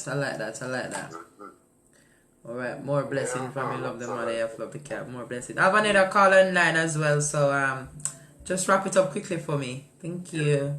Alright, you're great. So speak up yourself and take care and God bless you, you know, you hear? Oh, thank you so much. I need that. More blessings. Thank you. More blessings to you as well. Bye-bye. Right, take care. Go on, do good, yeah? Alright, blessings, brother. Alright, thank you. Alright, there you hear it. Alright, let me take this another call. Hold on a minute. Let me put this call and speaker. Please to share, right? Please to share. Hold on a minute.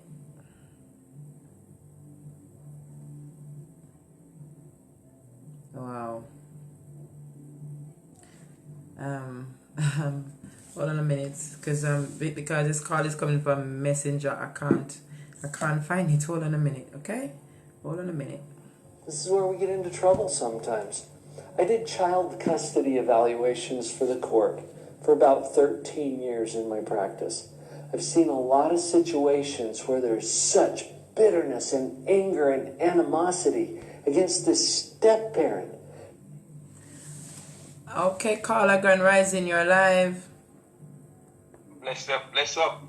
Blessings. How are you doing today? Well, I'm blessed and I had a favor. I do around like 4-hour ride on my bicycle. Wow, 4 hours ride. Yeah. Wow, that's a lot. That's a lot of energy that you lose there. So make sure you drink up the necessary and take up the necessary, eat up the necessary to put back that energy, man. That's a lot of energy there. Yes, that's a lot of energy. Yes. I want to just give you thanks and praise because you have to give both the physical and the spiritual and everything. Yes. Everything have to balance out. You can't just go in work and go from work and bed. You have to do some exercise. Those things are very, very important to me. Yes. To keep healthy, keep me away from the doctor. Exercise keep me away. I can tell you that. Morning time, I make sure I blend my strawberry, Wow. I blend a lot of things. Even kiwi, I blend up in my stuff, and it makes me going. Lovely. So I just want to give a big shout out to you, Grace. Your good job, and I always let people know that you handle line and describe to them, to let them, because it's very important because you're learning from all these people that call in, Yes. Learning, especially if they're not repeating themselves over, but if they keep to their topic and them say what they have to say, they're not repeating, because that's just is very good also. But I'm bit blessed from all of them, and good calling, and I'm a bit blessed from you, because not everybody would want to do this, and I want to bless you with something, so much. Grace. I want to bless you with $100. I want to bless you with $100 because I don't even hear nobody call you. I'm blessed you with something. It's very important. It's very important because you sit down around that desk. So if I could bless you with something, you need to be blessed with something now and then. Brother, thank you so much. Very important. Right. Yes. So later on, you could send me information, and how can I send you that $100? God bless you. Well, God bless. The topic is about the children. Yeah. Right, Should you right? Should you do you think you should love your step kid the way you love your own kids? Yes, I think so. I have my wife and she have 2 stepkids, and my children live not with me, and I take their one for the same thing that my children. And one thing first, I want to say, God said to love, and if we deal what God said to do, we gonna love our stepchildren just like our children. We're not gonna see them no different, because God build up and love. That's what's taught the old things, that old time to old things. If everybody did have love, there would no war in this country. There's no worldwide. There would no shooting and stuff like that. So yes, I love my stepchildren just like I love my own. Yes. I love my wife. That's what it starts from. So and because I love my wife, it really taught me how to love the children, because if I don't love the children, they're not gonna see me as love. They're gonna see me as a roadblock. They're gonna see me as you know when you see a washness and it's a roadblock. You don't want to wash things. They're gonna see me they're not gonna see me natural. Yes. So because I wanted to see me natural, and I wanted to see whatever their mother maybe go through while she not with their father. I want them to see a different man in me, a different person in me. Yes. And I always look at these things and say, suppose I get sick, suppose anything happen to me, those same children can take care of me. And I believe is how you treat your children, because if you're going to treat them, now they become my children. I got to say my children, my stepchildren. They become my children. So, whatever vibe I've given them, that's what vibe they got to out. So I try to give them really, so when I was getting married, I never even expect of them. They give some speech and say, out of every man that my mom Oscar, you are the best one. You are the best. I mean, as I stand, it was such amazing. Everybody in the pew was just looking up on me and said, wow. And my wife just looked at them and said, okay, oh yeah, okay. Even 2 days ago, I'm married now 5 years. 2 days, 2 days ago, my wife and I spoke, and she was saying, Oscar, someone maybe gonna get married anytime soon. And Simone said, that's my stepdaughter. Simone said, I want Oscar and my other dad to walk me down the aisle, and that's the way I want it. They said, oh my God. They said, what? Yes. I said, I want her dad and me to walk her down the aisle. So when they show love and when they show respect to your children, they will get to love you. Yes. And listen, we have to understand in life, everybody brain work different. Come on now. Everybody brain work different. Yes. Your stepson gone or your stepson daughter gonna say something where they not mean it. You don't have to start slash on that and say you're ungrateful, you're on this and that. You deal with the situation just like you would deal with your personal children. True. Because if you're gonna say now, oh, you are this and I'm sorry you take me now, you don't expect that you're taking someone in your house perfect. Deal with them like what you deal with your son and your daughter, because they're gonna say, okay, I said this to my mother-in-law. So my mother-in-law still love me, and look at my mother-in-law deal with it. And they're gonna go aside and they're gonna look and say, you know what? I said this thing, and I was really ungrateful. But look how my stepmother deal with it. I have to love, you know. Yes. When when a stepmother or stepfather now start to hit out and like, you know, okay, I'm gonna deal with you different how I deal my children. That's the way negative. Nobody want negative nowadays. People want to hear good things. People want to hear things that uplift them. And sometimes some of those children really need something that lifts them up, because some of them may be coming from a bad relationship. A bad relationship. They say a bad relationship with their mother and their father. Right. And you become a stepfather, you become a stepmother. They want to see something greater. Yes. And the life that they see their biological father and mother live, they want to see a better life. So now you or me who have, you know, a stepchild, let us really give it to them, give the love to them. They are human. They gotta say the wrong thing sometimes. But sometimes we don't take time and say, we also say the wrong things to somebody at our job. We also say the wrong things sometimes to our wife or somebody, and then we have to catch up on ourselves. And if you continue in that way that you say, you know, we're not gonna be no relationship at all. So I love my stepdaughter and my stepson just the way how I love them, and they can talk really good about me, and they talk highly about me, and because of what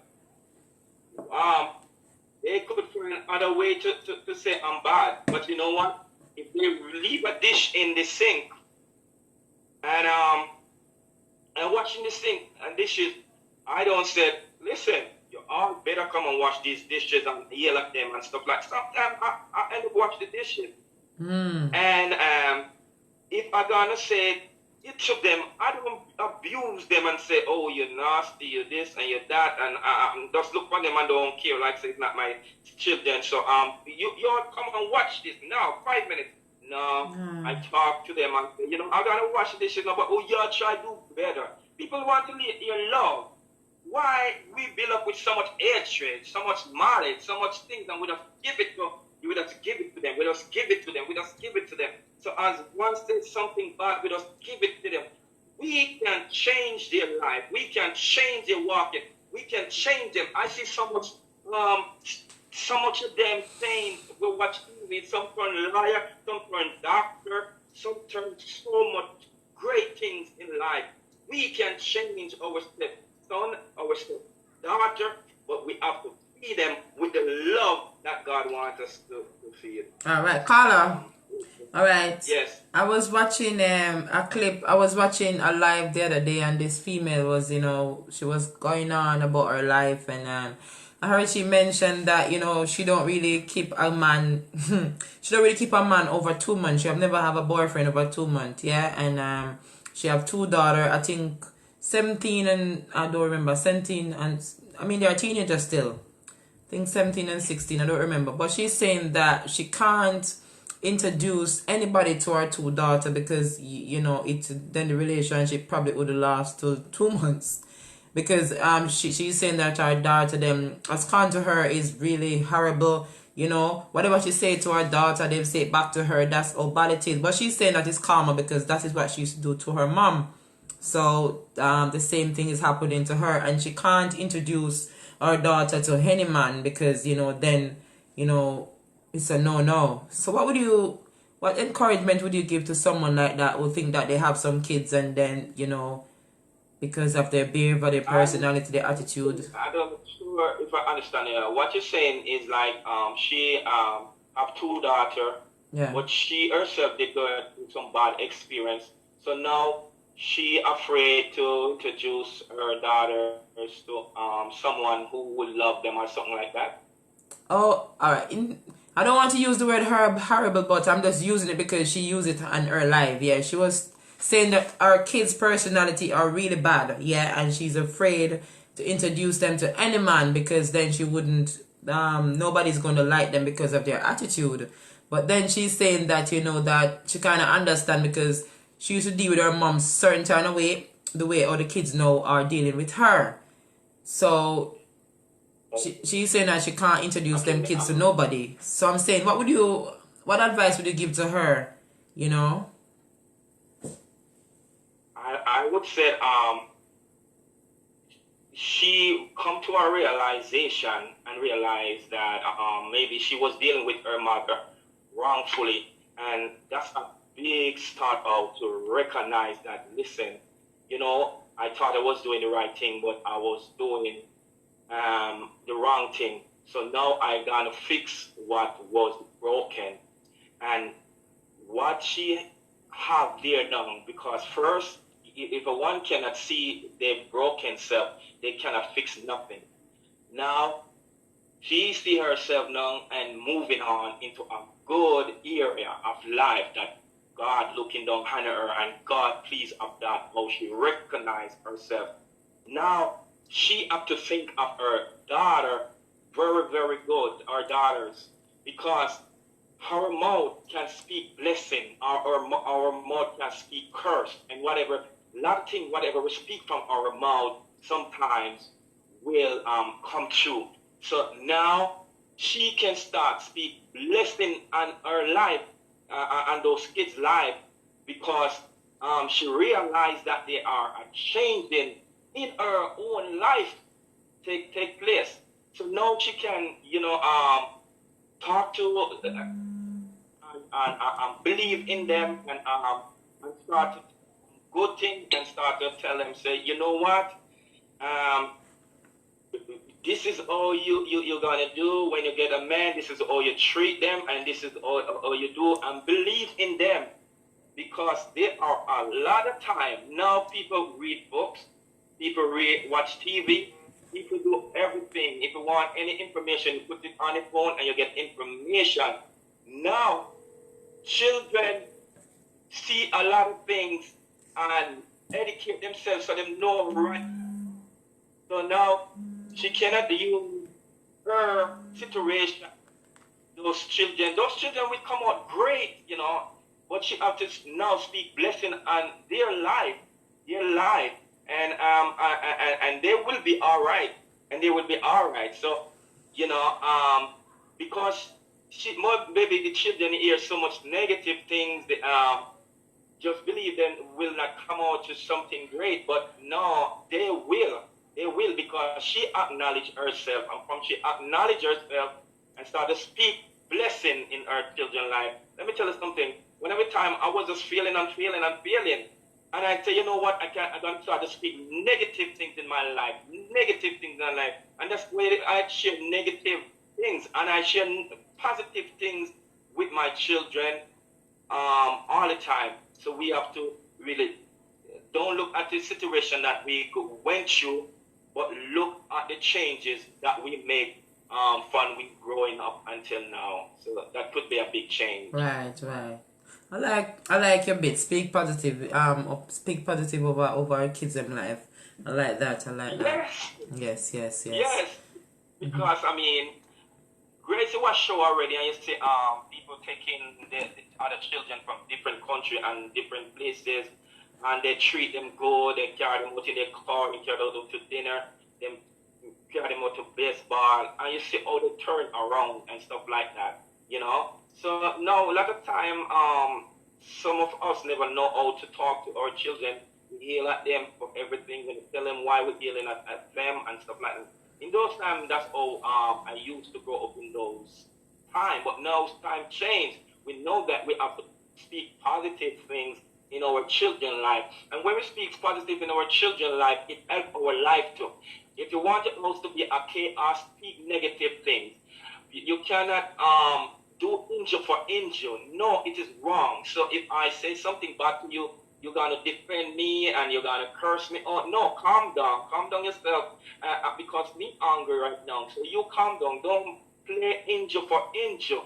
And there where the problem lies in some of us, because some of us would be thinking, oh, we better than the other person, so we're going to play injure for injure. Oh, you know better. How could you talk to me like this?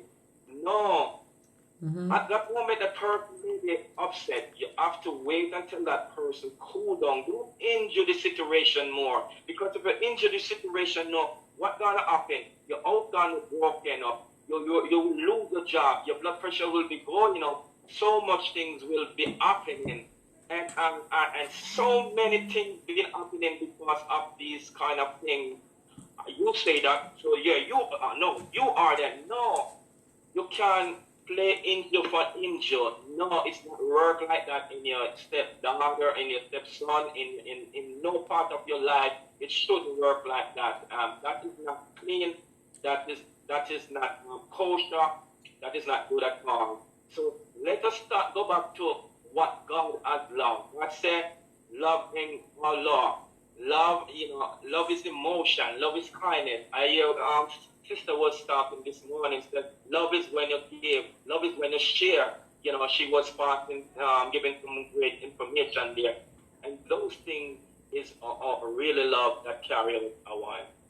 And I just want to stay a little prayer and then somebody else come in. Yes, please. I have 2 more call waiting, so thank you, please. Yes, go ahead. Thank you so much. Right. Blessings. God, I just want to thank you, God. I want to thank you for grace, God, that put over this show. And God, I pray, God, that you touch her from the crown of her head to the sole of her feet, mighty God. Allow other people to be shared, God. Hallelujah, that other people can come and learn things from, because it can change a home from being broken. It can change a relationship from scramble. Almighty Father God, allow someone who may be going through this situation now, my Father God, that they are adults, they can talk over the situation, they can work through the situation, that their house will be peace, that the angel, when the Spirit of God come, they will find that house in peace. Mighty Father God, if there's a house separated by this, self cannot be stand, God. So mighty God, if there's a separation in some home this morning, mighty Father God, I pray in Jesus' name that you will fix the situation, mighty God. Fix them, mighty Father God. Fix the stepdaughter and the stepson and the mother-in-law and the father-in-law, my God. Provide for them, God. In the name of Jesus, be healed at home. In Jesus' name, amen. Amen. Thank you so much, Carla. Bless you, bless you. Enjoy the rest of your day now. All right, speak to you later. Bye-bye. Thank you. All right. Blessings. Carla, you're live again. Okay. I just want to endorse something I hear. A question I heard you said a while ago about what advice would you give to someone who was disrespectful to their parents and their kids become disrespectful to them as well. Right. Guess what? You know what? Sometimes, as I said before, the parents are the fault. That's why we got to root out the problem. So that parent, she has the fault because she was most disrespectful, and because of that, the trend becomes it follows on her. What goes around comes around. So the child becomes with the same attitude, the same lifestyle.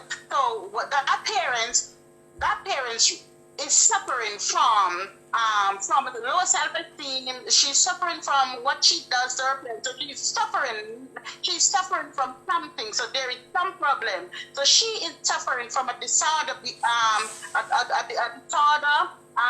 management, behavioral problem. So you got to. So that's the root of the problem. The root of that problem lies within the mom of that kid or something. So she's suffering, and because of that, the child becomes. And words are powerful. Words are powerful. So you got to know what you're saying. Sometimes we says to our stepkids that you're worthless like your mama, or you're worthless like your mother, whatever it is. We got to look, watch our mouth, watch the words that are coming from our mouth, because guess what? Words are powerful things. And when you speak words, you must speak words of life, because words are life. It's powerful. So we got to know what is coming from our mouth, but because we're suffering from low self-esteem, we're suffering from disorder behavior, we tend to throw it on the kids, and that manifests on the whole and our children's life, and we cannot do something like that, because even the woman sometimes you have your own, we have our own kids, and because the dad is not doing what they're supposed to do, that playing a part in our kids' life, we curse them and says, call them all sort of names. But you must first remember, when you picked up the man, if the man were that, you wouldn't want him. So why take a man who has 4 foot? You know, you never pick up a man who has 4 foot. So you got to know the words that are coming. Watch your words that are coming from your mouth. You know, I tend to say this, Grace. People say age is a number. Yes, age is a number, of course.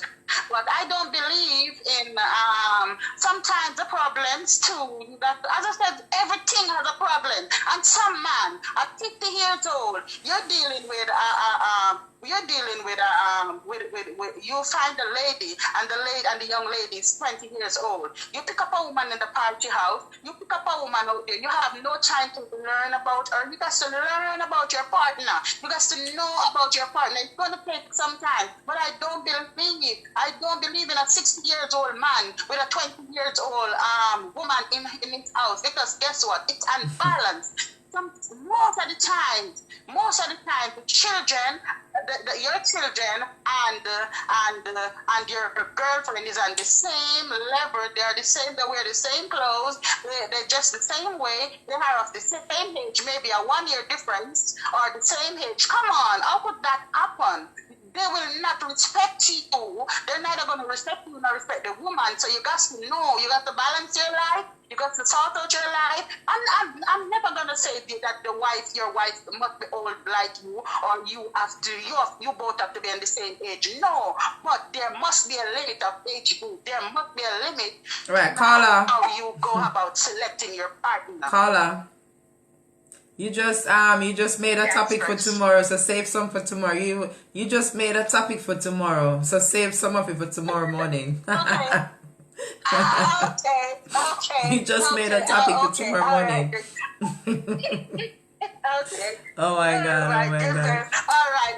So I said sometimes words are powerful, so we got to watch the words that are coming from our mouth, and the parents is the fault, because she is suffering from disorder behavior. She is suffering from low self-esteem, so she becomes low in herself, because she knows her behavior, and because of that, it manipulates. It goes on her kid, and her word is the one that is putting it on her kids now. So it's gonna be hard for her to change her kids, because she needs counseling. She needs to root out the problem. Needs to root out from her, and then you got to start and the kids. You know, children are blessings. Children are lovely. Right.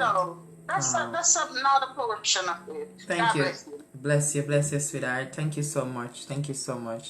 She's so right. Oh my God, she's so right, because I have another call online as well.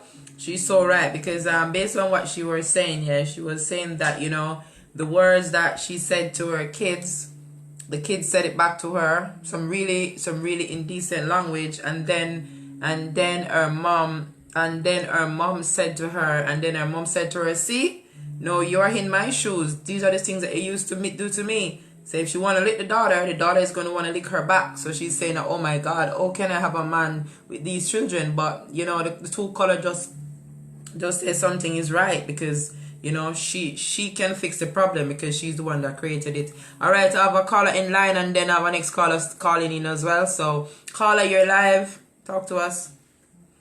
Yeah. Hello, DJ Grace. Blessings, brother. Yeah, man, very good topic. Yes. Well, yeah, what I'm saying is that we have to nip it in the bud. You know, as you know, me as a guy, I always start from the beginning, you know, put things in its place. So, number one, we got to know, no kid, no one belong to anyone. Everyone belong to God. That's the number one. So, when you have your kid, it's not even your kid. That's a child of God. So now you have a duty to do. You have a test to pass. So you got to know the fear of God. Right. Number one. So when a woman picking up a man, even before having a kid, she should already know about God. But as we know today, it's not that way. So that need to be in place. So when a woman pick up a man, that woman supposed to know that you're gonna check this man's background. You're not just gonna pick up someone and don't know that what attitude, what way, how that person is. You're gonna wait until you start see result? No. You're gonna know what result you're gonna get before you even get in. No. And we keep making these mistakes over and over. But it's because we are thinking this kid is mine or that kid ain't mine. So, I'm using my own way. My love is. No, that's not it. Yes. You gotta know, number one, everything you're doing, 100% love. Like for instance now, if someone was to hurt your kid, if your kid was to, say for instance, kill someone, would you want your kid to be killed? No. But if someone kill your kid, you're going to want that one to be killed, to be done whatever. Why? It's because of the love. When it was your kid, you were putting in the love. All the love was there. But for the next person, the love wasn't there. Yes. And that is not your role. Your role is to love. Because it's not your kid. You yourself is a child of God. So it has to be in order. So before somebody come of age to even have a kid, should already have these lessons. These lessons should already. So that means you already have these download. These are your data. Wow. But no, we live around and we see the lifestyle what we see today. Everything is toxic. So out of toxic, you can't get anything else. So number one, you have to know it's not your child. Your child is not yours, and your stepchild is not yours. You have a job to do, and you got to do it to the best of your ability. Yes. So before you even get to that job, you're supposed to be prepared. So yes. We need to know that people's attitude is right, Yes. Before you pick up somebody, you have to know the attitude to themselves is beautiful. Right. Because when you meet someone, you can tell. His attitude to himself, that alone will tell you. And it's not that that person can't be fixed, because maybe he don't know. So you just need the necessary help himself, like we do sometimes, we all do. So when you get that necessary help. But as we say, people who are supposed to be at the back is in the front leading. And there are no leaders. Wow. So we need right leaders who understand the full thing in their place, and then things will start happening. We will have a new generation. So like before, when I was growing up, they said, what gone by the morning can't come with the evening. But years ago, God said to me, no, it's only going to be like that if you do nothing about it. What if you do something about it? By evening, it might be more beautiful than it was even going to come out in the first place. So we got to know, don't follow what people say, oh, it's too late now, No, it's never too late. That we put in limit on God. Yes. And we put limit on God because we don't know who God is. When I come to know God, in the true sense, not in what I've been told and here, you know. When I experience God for myself, you know, I realize, because it's a realization, you know, there's no limit. The limit is what you put. And the limit is yourself, because God don't have no limit. So the limit you put, it's just on yourself you're putting it. So there's no limit. So things just need to be put in its place. Yes. And as I said before, this program is here for a reason. Yes, please. Thank you so much, brother. Yeah, because you couldn't done it in 1980. You couldn't done it in 1990. But in 2020, you are at age now where, you know. So God put you here right now for this time.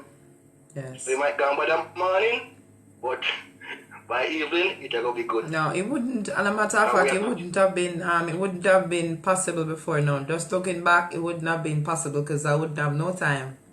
Because I'm a very busy woman. You get what I'm saying? So it wouldn't be possible. So God knows what's best. That's what I'm saying. Yes. God knows. He know what frame your mind gonna be in. Right in the pandemic, you know? Right in the quarantine, right time, innit? When I'm put. All right, brother. I'm gonna take another call that is calling in as well. All right. Blessings, and thanks for calling in. Respect, brother. All right. Blessings. All right. There you have it, people. We're getting some really good calls today. I'm telling you, very interested. The topic for today is do you think that you should love your children or child, yeah, the same way you love your own? Let us hear what you have to say. All right. Caller, you're live. Grand rising to you, caller, you're live. Good morning, Grace. How you doing? I'm blessed. How you doing? I'm blessed. I'm listening and enjoying your program. This is Charles Ray Wallace. Yes, blessings. And I came from a family of my mother had 14 children. Yes. My father had 30, and I had stepbrothers on my father's side. Yeah. And on my mother's side, she had 14.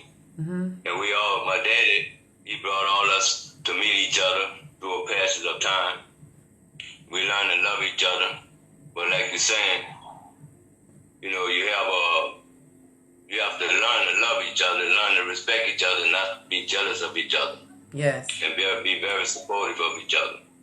And through my life, I'm 65 years old, but most of my life I've been in prison. 33 years of my life I've been in prison because of venturing out into the streets. And when I went to school, I studied. I was about to become a New Orleans police, and I went to college for social welfare, psychology, law enforcement, criminal justice. But now, as you were just saying about through the coronavirus, I just came home last year, April 24th. Yes. And I'm having a problem with my granddaughter, my daughter, and I haven't been in their life. And like you were saying, when a father not in a child life, you know, if you have a strong, the bond is broken, not because they don't love you, it's because you wasn't there for the support and guide them through all the ups and downs that they go through. So, and being protective, knowing so much that goes on in the world, you know, like trying to protect the children from a lot of things that they're not aware of, but not being overprotective and being considerate. And like I was listening to a tape by Tupac when he was in high school last night, a video, and when he was in high school, he was making a point about the parents. His mother was a very active lady, political, a Phoenix. And a lot of things she went through, and he come from a father. He said his father was also a drug dealer and caught up in the streets, and then after the passage of time, he died. He never had a relationship with him. So that's a big problem too with loving a stepchild. Is, you know, children is to be loved no matter who they are, step or biological children. Yes. But you have to love the child and nurture the child. For there's so much that they have to come through in the world, and that but the father, the parents also have to be conscious. They have to be learned in living and being in the responsibility of raising a child, and that's most of what problems come about where children helping children, and through the black families, they come up, they'll be separate, they're one parent family. So most of the responsibility be on the mother, because when I was coming up, I didn't know what love was, I didn't know what being responsible was. I got married when I was young, and the marriage didn't last but a year, and I took care of my children at a distance going around, but I wasn't never physically there as a supporter. Even now today, everything is reversed, that I'm in their life, I'm in my grandchildren, my great-grandchildren's life. But it's poverty. The lacking of finances, it causes you to not to have this, being able to give and do the things that your heart desire to alleviate problem, because you're like self-schooling, tutoring, having a tutor, and helping the child to be able to see things in a better perspective. So, and it'd be like the lady was saying, when her mother, she had a stepmother, and the mother's family member, after the father died, they were trying to make her, disown the children so they could get all the money or whatever. But she, through constant love and respect for the mother, that was so genuine that the stepmother loved them as though that they were her biological children. So the love overcomes everything. Yes. Love, when you have that genuine love and sincere respect towards outside people or extended families, then you automatically love and give the best of yourself. But it's also an inner transformation in not being judgmental, not being controlling, not trying to always make things, to see things in the perspective of your own mind, how you think things should be. Because you got to allow the child to be able to bloom and grow into their own natural individuality. Yes. Mm-hmm. So, so learning life is not easy, but like your forum, what you're saying, and allowing the kids to love and be loved. And then you got so many situations that they go to foster homes. So if they're adopted and they go to adopt a family, they got a lot of baggage that they done accumulated, because being in a foster home, you get another mentality, a survival mentality that is not understood in the normal society. Yeah. So the ways of the world, living in a family life, it have to be structured in a way always with compassion, love, and nurturing. And when that develops, when that be, given to the child, and the child feels safe, because that's, when they're coming up, they have to be protected because they're not aware to the dangers of life. But you can't be overprotective and always putting your cautious or fear upon the child, because the child have a free spirit already. But once we live in the world causes us to be hard-hearted, always judgmental, selfish, because that's the way of society. It teaches us all the opposite things of being a normal human being. So loving a stepchild is very important. But to love, first you have to learn, you got to learn how to love yourself, and you got to be genuine to yourself to be able to be a father or a mother. And you have to be responsible and provide, and they have to have education and, medical treatment and everything else. So, to answer that, to love a stepchild like my child, like a biological child that I fathered, I would love the child unconditionally. Yes. Because child, and then they need protection. And then if I'm loving the mother, me and the mother in the relationship, and we get married or living together, and then she have children, and then when they help with the children are there, I'm gonna nurture them just like I brought them into the world. Beautiful, beautiful, lovely, lovely. Thank you for your program, and thank you for being so inspirational. I pray you're always safe in your family and continue to be successful. Thank you so much. Blessings, all right? Enjoy the rest of your day. Thanks for sharing with us today. All right? More blessings. Okay, thank you. All right, bye-bye. All right, caller. Bless you, bless you. All right. I'm giving to share your program. I'm giving to share your program. Blessing, Oscar. Yes, lovely, lovely. See?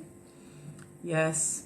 So, majority of the calls, all of the calls that call in today say, it is important to love your stepchild as your own child.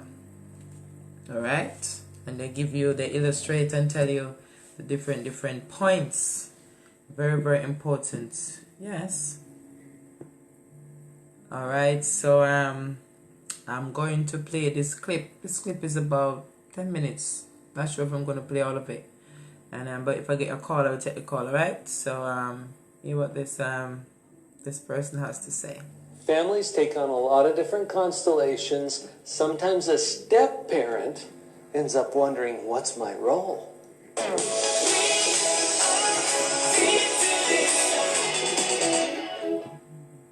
I'm kind of funny this way, but I really like to identify what's not my job if I'm trying to figure out what my job is. So let's talk about that first, and then we'll get to some things that will help you to establish yourself as a more effective step-parent. What's not my job? It's not my job to replace anyone or anything. This is where we get into trouble sometimes. I did child custody evaluations for the court for about 13 years in my practice. I've seen a lot of situations where there's such bitterness and anger and animosity against this step-parent because she's trying to replace my mom. He thinks that he's taken over the position for my dad. It's not your job to replace anyone. Kids already have a mom, don't they? Well, then what's your role? Don't worry, we'll get to that in just a minute. Your role is not to replace anyone. Is that a little bit of a relief? I hope that comes as a relief.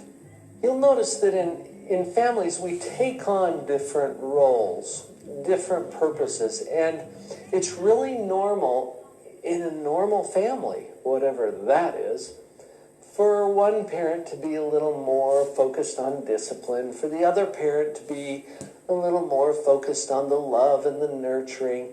Yeah, that's pretty common. As a step-parent, it's not your role to take over one of those positions. You're naturally going to create a new family dynamic, but it's not your role to be the disciplinarian. I picked that particular role because as a step-parent, that creates some predictable difficulties if you step in and try to provide the discipline. Now, you can provide the discipline appropriately. We're going to get to that. But it's not your role to become the disciplinarian or the nurturer or whatever the role is. You don't have to assume that that's already predetermined. Now, here's another one, and I know that you've probably encountered this because there are some messes, aren't there? Yeah. It's not your job to clean up the mess or to fix whatever somebody else broke. Let that settle in for a moment. It's not your job. You're not the mop-up person. You're not here to fix or correct or repair. Probably your involvement will improve the situation if you do it right. We're going to get to that. But remember, your job is not to fix this and to clean up all the messes. I don't think you possibly could clean up all the messes. And that's okay, because it's not your job.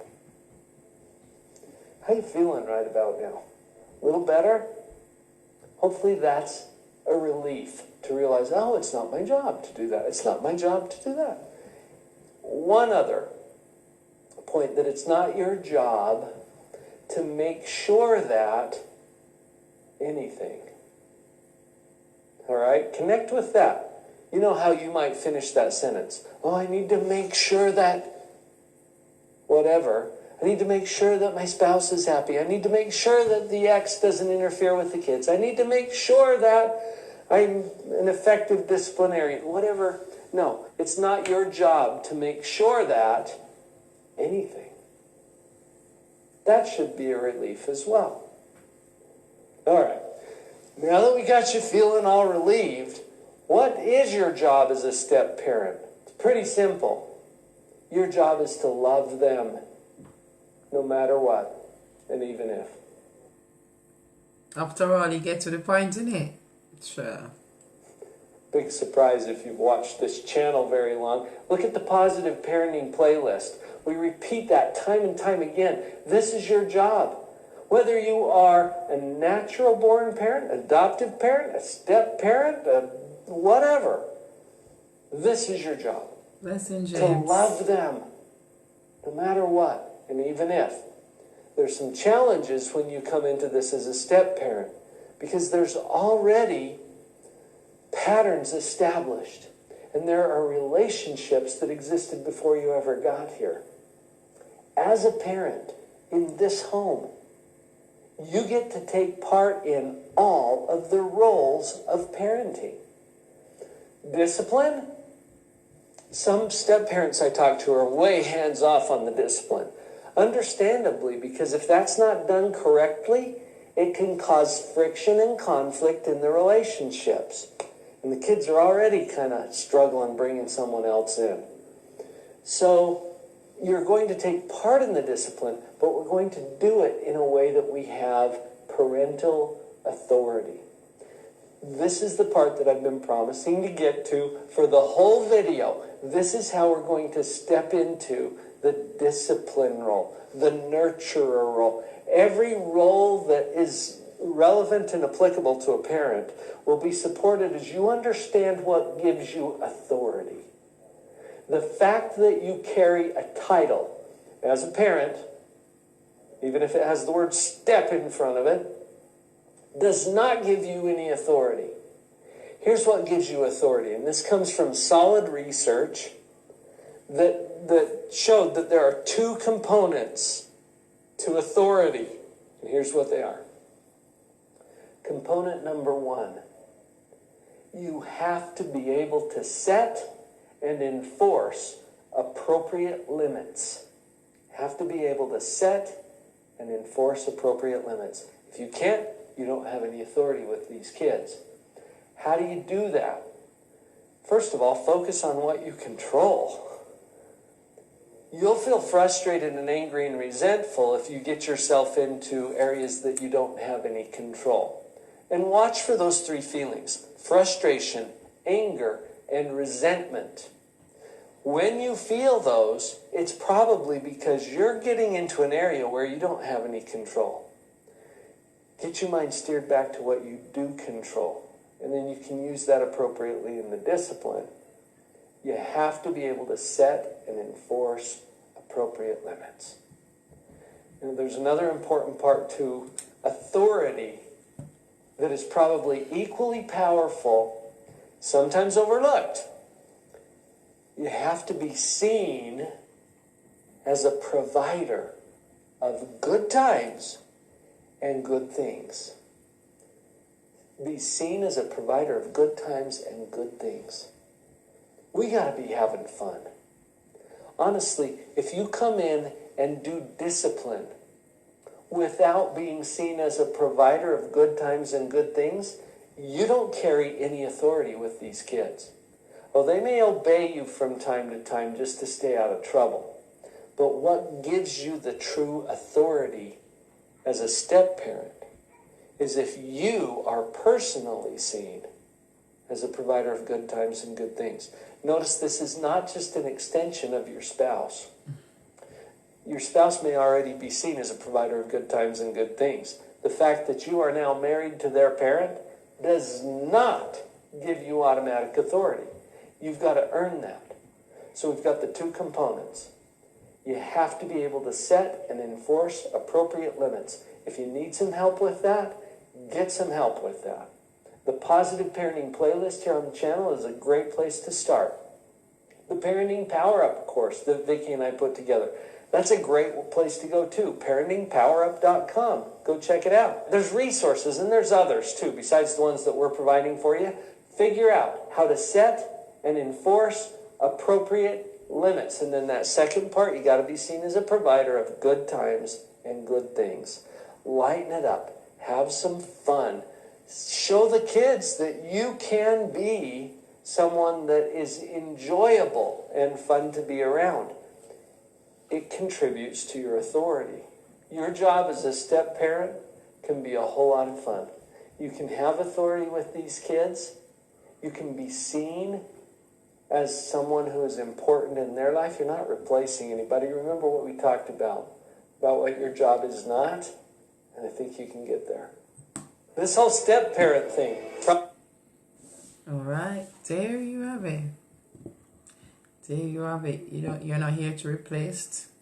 You're not there to replace, but to love, to show love regardless. Regardless. Remember that love conquers all things. You understand? Love conquers it all. All right. Yes. I think I'm gonna take one more call for. I'm gonna take one more call for the day. All right. One more call for the day, people. All right, and then I'm gonna go have interviews at 7 o'clock. All right, UK time. Come and check out the interviews. All right. So I'm gonna take one more call for the day.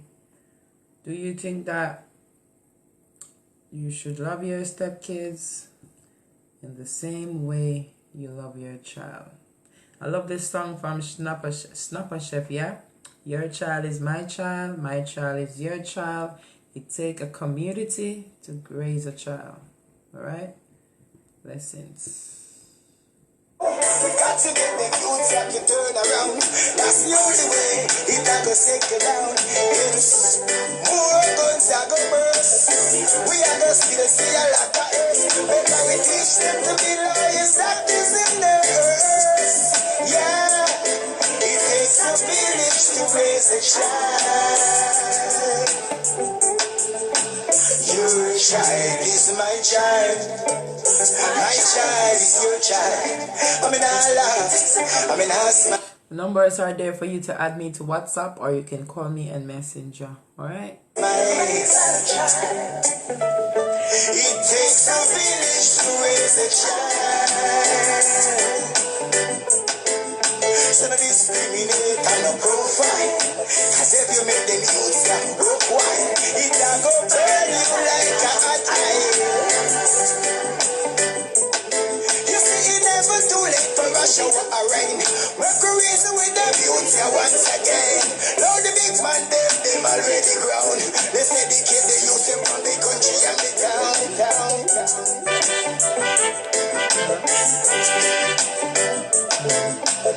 Why can't we just live on? Fling where the guns and I'll be the shot.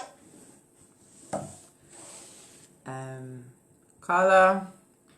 Hello. Good afternoon. Good afternoon. Good afternoon. How you doing? Not so bad, Not so bad. Monday, the 9 to 5 at always. Yes. What's happening today? What's the name? What's the verdict yes. today? Our topic for today is do you think that you should love your stepkids the same way you love your kids?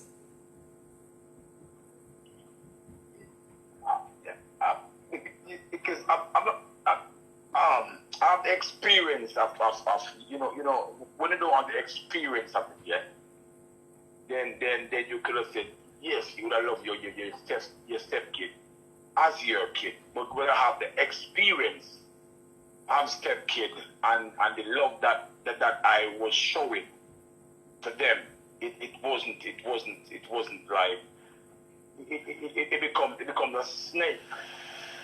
In the end, there's no love they got. They got no remorse, no memory that I was their stepdad. It's like I was the worst stepdad. So for me, it's like I'm not disencouraging anyone, but I got the experience of it, and I know everyone's not the same. But I've been through stepkid where I put all my out on stepkid and stepdaughter, and it went down the hill. No respect because of me and the mom might have a dispute, not no great dispute, but and then I think they take side, and no kid wouldn't, try to put the relationship or the stepmother or stepdad in front of their real mother, but where the truth is concerned or where the truth is life, as a kid or as a stepkid, they could put forward the truth where their mom wrong or where their dad wrong. So on a minute, are they kids or are they adults? Were they kids or were they young kids or adults or teenagers? When I went there, 2 was going to school, 1 wasn't. So I would say 2 were okay. And they come at the mom place like regularly. So I would say they're all kids. Even the big one was going to school, they come there regularly. Someone would say they're all kids. Because they used to me to that degree where I even go to the big one as well. You know what I'm saying? So, and then maybe because of me and the mom might have a dispute, not no crazy dispute, but where was the love that I used to show them? If me and the mom have a look at dispute, they could still say, you know, remember the days of how I was just treating them. I didn't treat them bad. But, you know, teeth and tongue clad with relationship that with the mom and the boyfriend or the girlfriend or the you know. Okay, but that was a situation, yeah. That was a situation in your past. But overall, do you think that you should show your stepkids love as your kid overall? I'm not talking about your situation that you've been through. Overall, what do you think?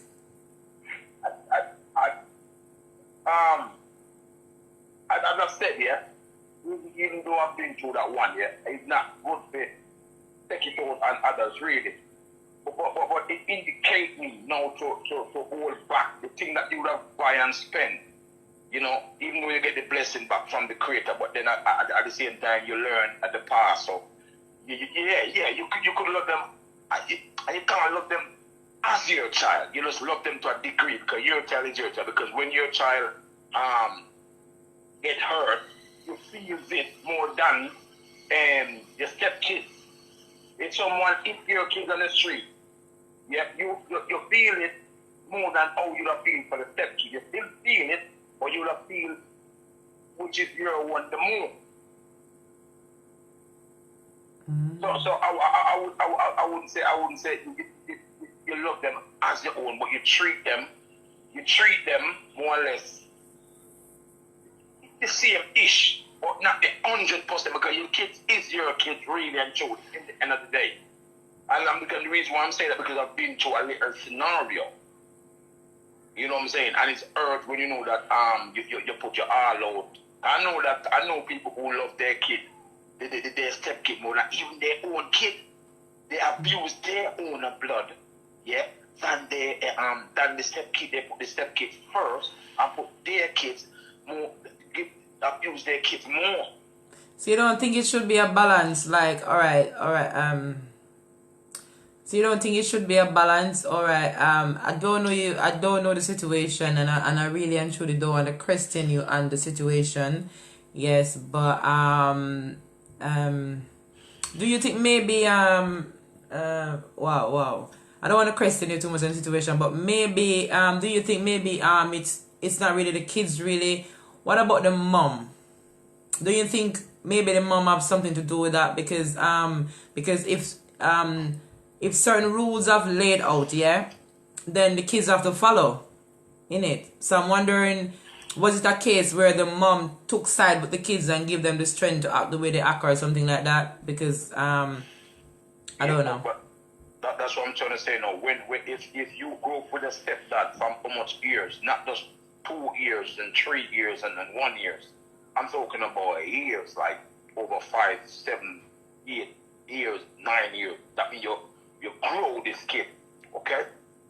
So if you and the mom have a breakup or blah blah, why can't the stepkid remember the love that you as the stepdad used to show? It doesn't matter if your mom, he was a good stepdad to me, or daddy was a good stepmom to me, and my you know what I mean, and show that remorse. Or you so that's a whole lot of ways.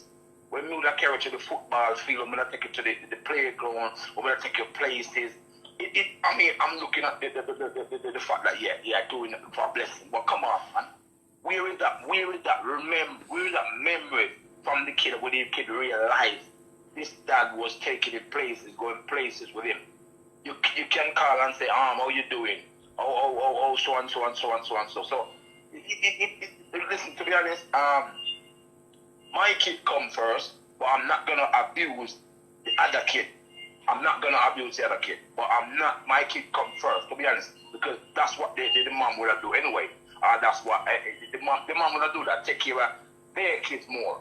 Like give their kids, like I know a scenario, this woman, he give his kid them the meat, the chicken legs and the chicken breast and give the step kid like the chicken wings and chicken. No, I don't like them things. No. That's not right. And then the scenario run now like that, where blessing come now where our kids them now becomes damn sickly. Then when they go to the doctor have complaints, say they this and that. And then this other step kid now went to doctor, fine, fit, nothing wrong with him. All of the stepmom kid or the stepdad kid, yeah, become sickly, and that kid that they're seeing giving the soup water, not down the bottom of the pot, and that kid is healthier than the kid that the mom was pushing as her kid in front. So they do it. No release. If it's your kid, to be honest, if it's your kid, you're gonna show your kid a bit more love than the other kid. You show the love enough, but you don't show it. Let them see, but you show them more love there. You show it. It's hidden, but you show it. No guy can't get it because your kid is your kid in the end of the day. You know what I'm saying?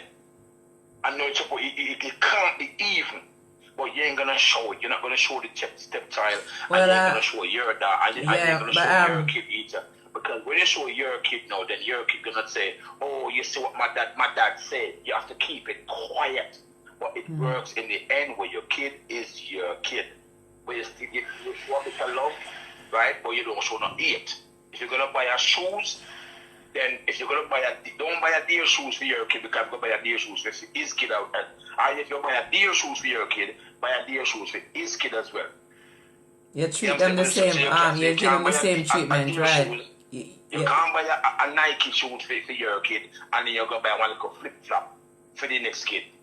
You can't show. You have to show it with a bit of. No, I agree with that part. You have to, regardless, because when you treat them, because if you are with a woman and she have her kid and you have your kid and you are living as a family, it is only natural and right that you treat the kids the same. You get what I'm saying? You should treat them the same. Yeah, you should, but I'm saying I've been through a scenario, yeah. So I'm talking of experience. I'm sorry to say, but I was like, well, anybody gonna say no? Oh yeah, you treat them the best, but I done that. But then what happened to you? It indicates you're not gonna walk in the same honestness that bites you. You're gonna be careful of the honestness that bites you at that time. So you're gonna look out. So you're gonna do for your kid quietly more because you're gonna end up in the end. Because sometimes your kids, I see it scenario, your kids gonna turn, oh, Dad, I saw you buy Rolly and this, you haven't buy me. But then your kid remember I said that kid have his dad as well, unless he died. You know what I mean? But then that kid have his dad as well too. You know what I'm saying? So when that kid that come and give, my kid don't get from that kid. So you have to look at that scenario as well. You know what I'm saying? Because that is alive. I understand what you're talking. I understand what you're saying. Based on the experience, but I've been in more than one relationship. About 2 relationships where there was with stepkids. The first one, there was 3 kids, and one of them was like didn't respect me at all. But I didn't treat him any differently. If I give one chicken leg, the next one I get chicken leg. I always buy them clothes to match and treat them the same way, And I've been in another relationship and I didn't use the first relationship, and the next I treat that little girl with I give her the best. You understand? She even said, "Oh, I love you more than my mom," and I will do it again and do it again and do it again. And right now she don't turn her corner and look at me. You understand? And she's a young adult now, but I'm not gonna let that stop me from loving another stepkid and doing good for her. I will do it again and again and again and again. You get what I'm saying? Yeah, but that's what I'm saying. I'm not saying I wouldn't live with a woman with 3 kids with his stepkid or 4 or 5 or whatever down the line. And if I have kids, right, and their dad's alive, I'm not gonna show No, great different. But what about when their dad come and give them 3 pair of shoes, right? One time, 3 suit of clothes, one time, in front of my kid? What does it look like? To my kid, no. What it's gonna look like to my kid? That man, the guy know that my kid is there as well. But then he gonna bring 3 pair each and clothes each for his kid them in front of my kid. And what my kid gonna be looking like now? In that scenario. Well, that's his responsibility, really, and it's not like he live with. He's not the stepdad for your kids, so you know. So it kind of. But if I am taking, if I know that my kid live at my kid becomes a stepdad to someone or whatever, and I am passing, and this man have 2 kids and blah blah and so on, I'm gonna bring stuff. I'm gonna bring maybe not the deer shoes for their kid, but I will bring something and say give a step like this and give her. Look at it. Just really actually look at it. Their kid, when their kid. You know what I'm saying? It's gonna be a problem. So that's why I'm saying no. Because of my experience though, I would do things where no one know I'm not gonna abuse him, I'm not gonna share his food lighter than I'm not gonna share my daughter or my kid food heavier than and light their one light and my daughter one heavy, because I know that scenario and it's real. No, okay. You know what I mean? So I would try and do my best. If I take them to school, I would short them. Like if to go to the park or football or anything to do with their career, I wouldn't like, oh, he's not my kid, I'm not gonna. No, I wouldn't do that. Okay. I would bring them and spend the time and blah. You know what I'm saying? But then if it never go in the rain, I said, can you do it yourself? And then the woman now have to take that in the consideration. It's not my kid really. So the good suffer the bad in this situation. Okay, I get what you're saying, Carla. Yeah. More blessings. Yes, and it's like I'm not an horrible person. You know what I mean? And I'm gonna say, oh, I would never take up another woman with kid. No, I am not putting a boundary on that. You know what I mean? Okay. So you take up the child, so you take up the woman, you're responsible for the child as well. But if you have a child, then, but if you don't have a child, then that child gonna be your child. And then I'm with child and they say, oh, dad. They call me dad. Right? All these years, dad. They got kids, granddad. Later on that year, grandkids come. Oh, I heard that you're not my granddad. I said, so who told you that? Then they said, so and so tell them that. I said, and it breaks me down to know that these kids going up to be 4, 5-year-old, 6, and then you hear from me shout one day, oh, you're not my granddad. I said, I am.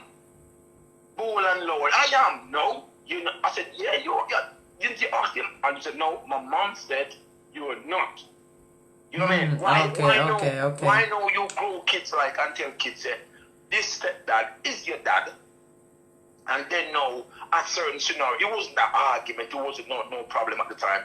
Then you hear these kids and it's like, oh my. Well, that's expected, because if you didn't have a good relationship or with the kids, you're not, what do you expect that? What do you think? Yeah, so it's one of them things. But that scenario come off at one of the daughter who come up and tell one of the grandkids, one of the other relation kid that say that, because I was their little, cutie granddad would take care of them and carry them anywhere, ramp with them, play with them, and they break that down. And he drop a bit of like for me. If this grandkid drop a bit of like for me, I want to know my real granddad. You're not my real granddad. I mean, this guy was going on so good. And then some of these mother-in-law said to your kid that, oh, I'm your mom. And when it comes to the crunch, in the end, it's no mom. Okay. We're out of time. We're out of time now, Carla. Blessing and thanks for your views. Enough respect. All right. Okay, blessings. Enjoy the rest of your day now. Thank you so much. Bye-bye. Yeah. Wow. All right, somebody have to say Minister Grace. Minister Grace. Wow.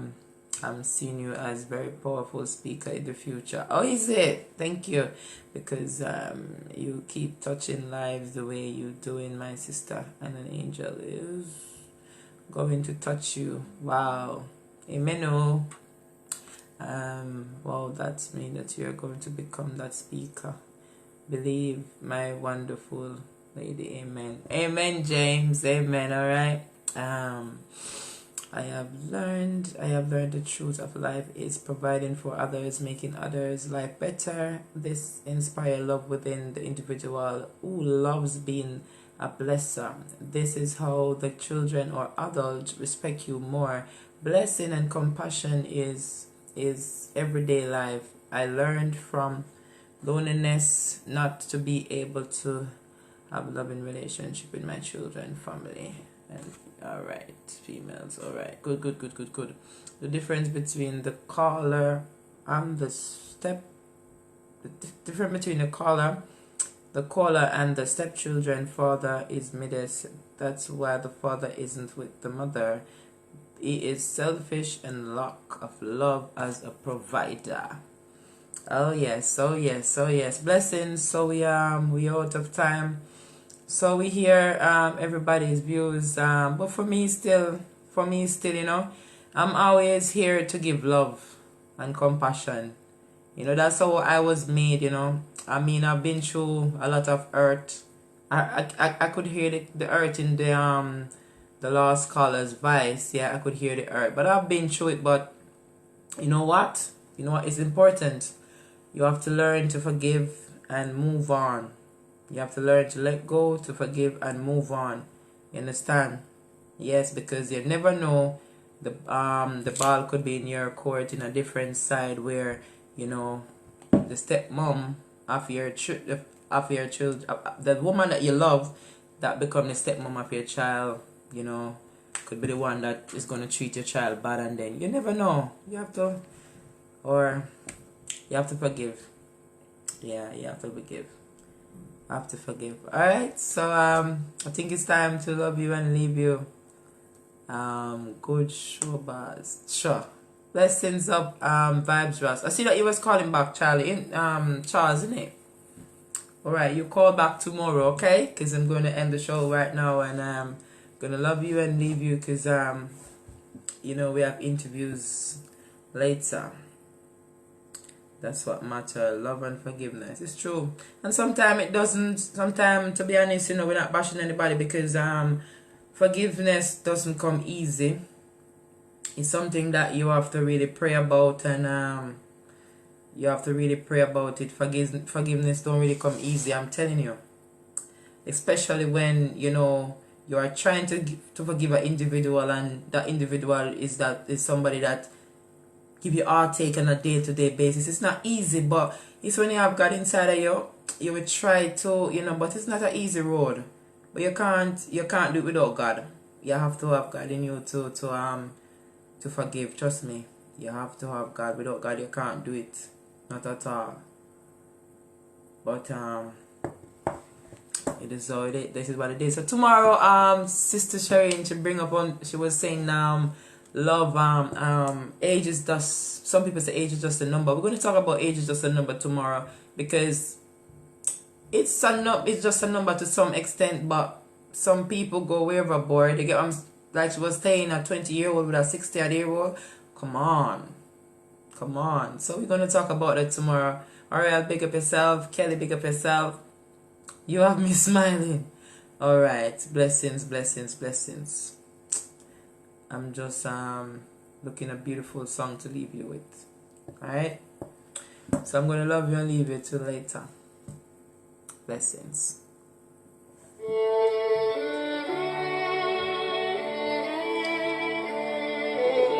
Lord, the Most High, I give praise to your name every day. Oh God, guide and protect us in thy going out and in thy forward in. Be strong, people. I'm taking it to another level. Guidance to the world. Blessings up, my family and friends. Blessing Deo. When I am down and oh my soul so weary, when troubles come and my heart burden be, and I am still and wait hearing the silence until you come and sit a while with me. You raise me up so I can stand the mountains. You raise me up to walk and stormy sea. No, I am strong when I am on your shoulders. You raise me up to more than I can be.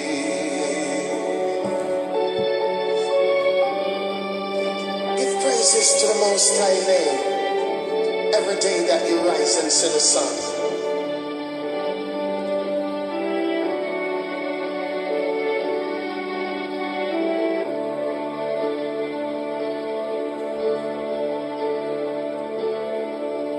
When I am down and oh my soul so weary, when troubles come and my burden be, and I am still and wait here in the silence until you come and sit a while with me. You raise me up so I can stand the mountains. You raise me up to walk and storm the sea. And I am strong when I am on your shoulders. You raise me up to more than I can be.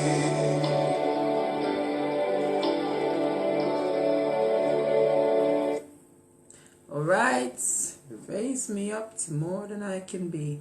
Alright, this is guidance. You raise me up. Blessing up Jason, alright, Sister Shireen, Charles, Dennis Rose, Vibes Ross, Kelly, Nicola. Alright, have a blessed day. Enjoy the rest of your day. I got to love you and leave you, man. Please continue to share and tell people about the morning show, Teach and Learn. Alright, touching lives and blessing people. Alright, financially, spiritually, emotionally, every alley, right? Alright, so I'm going to love you and leave you. And if you want to contribute to Grace, please let me know. Inbox me and I'll tell you how to do so.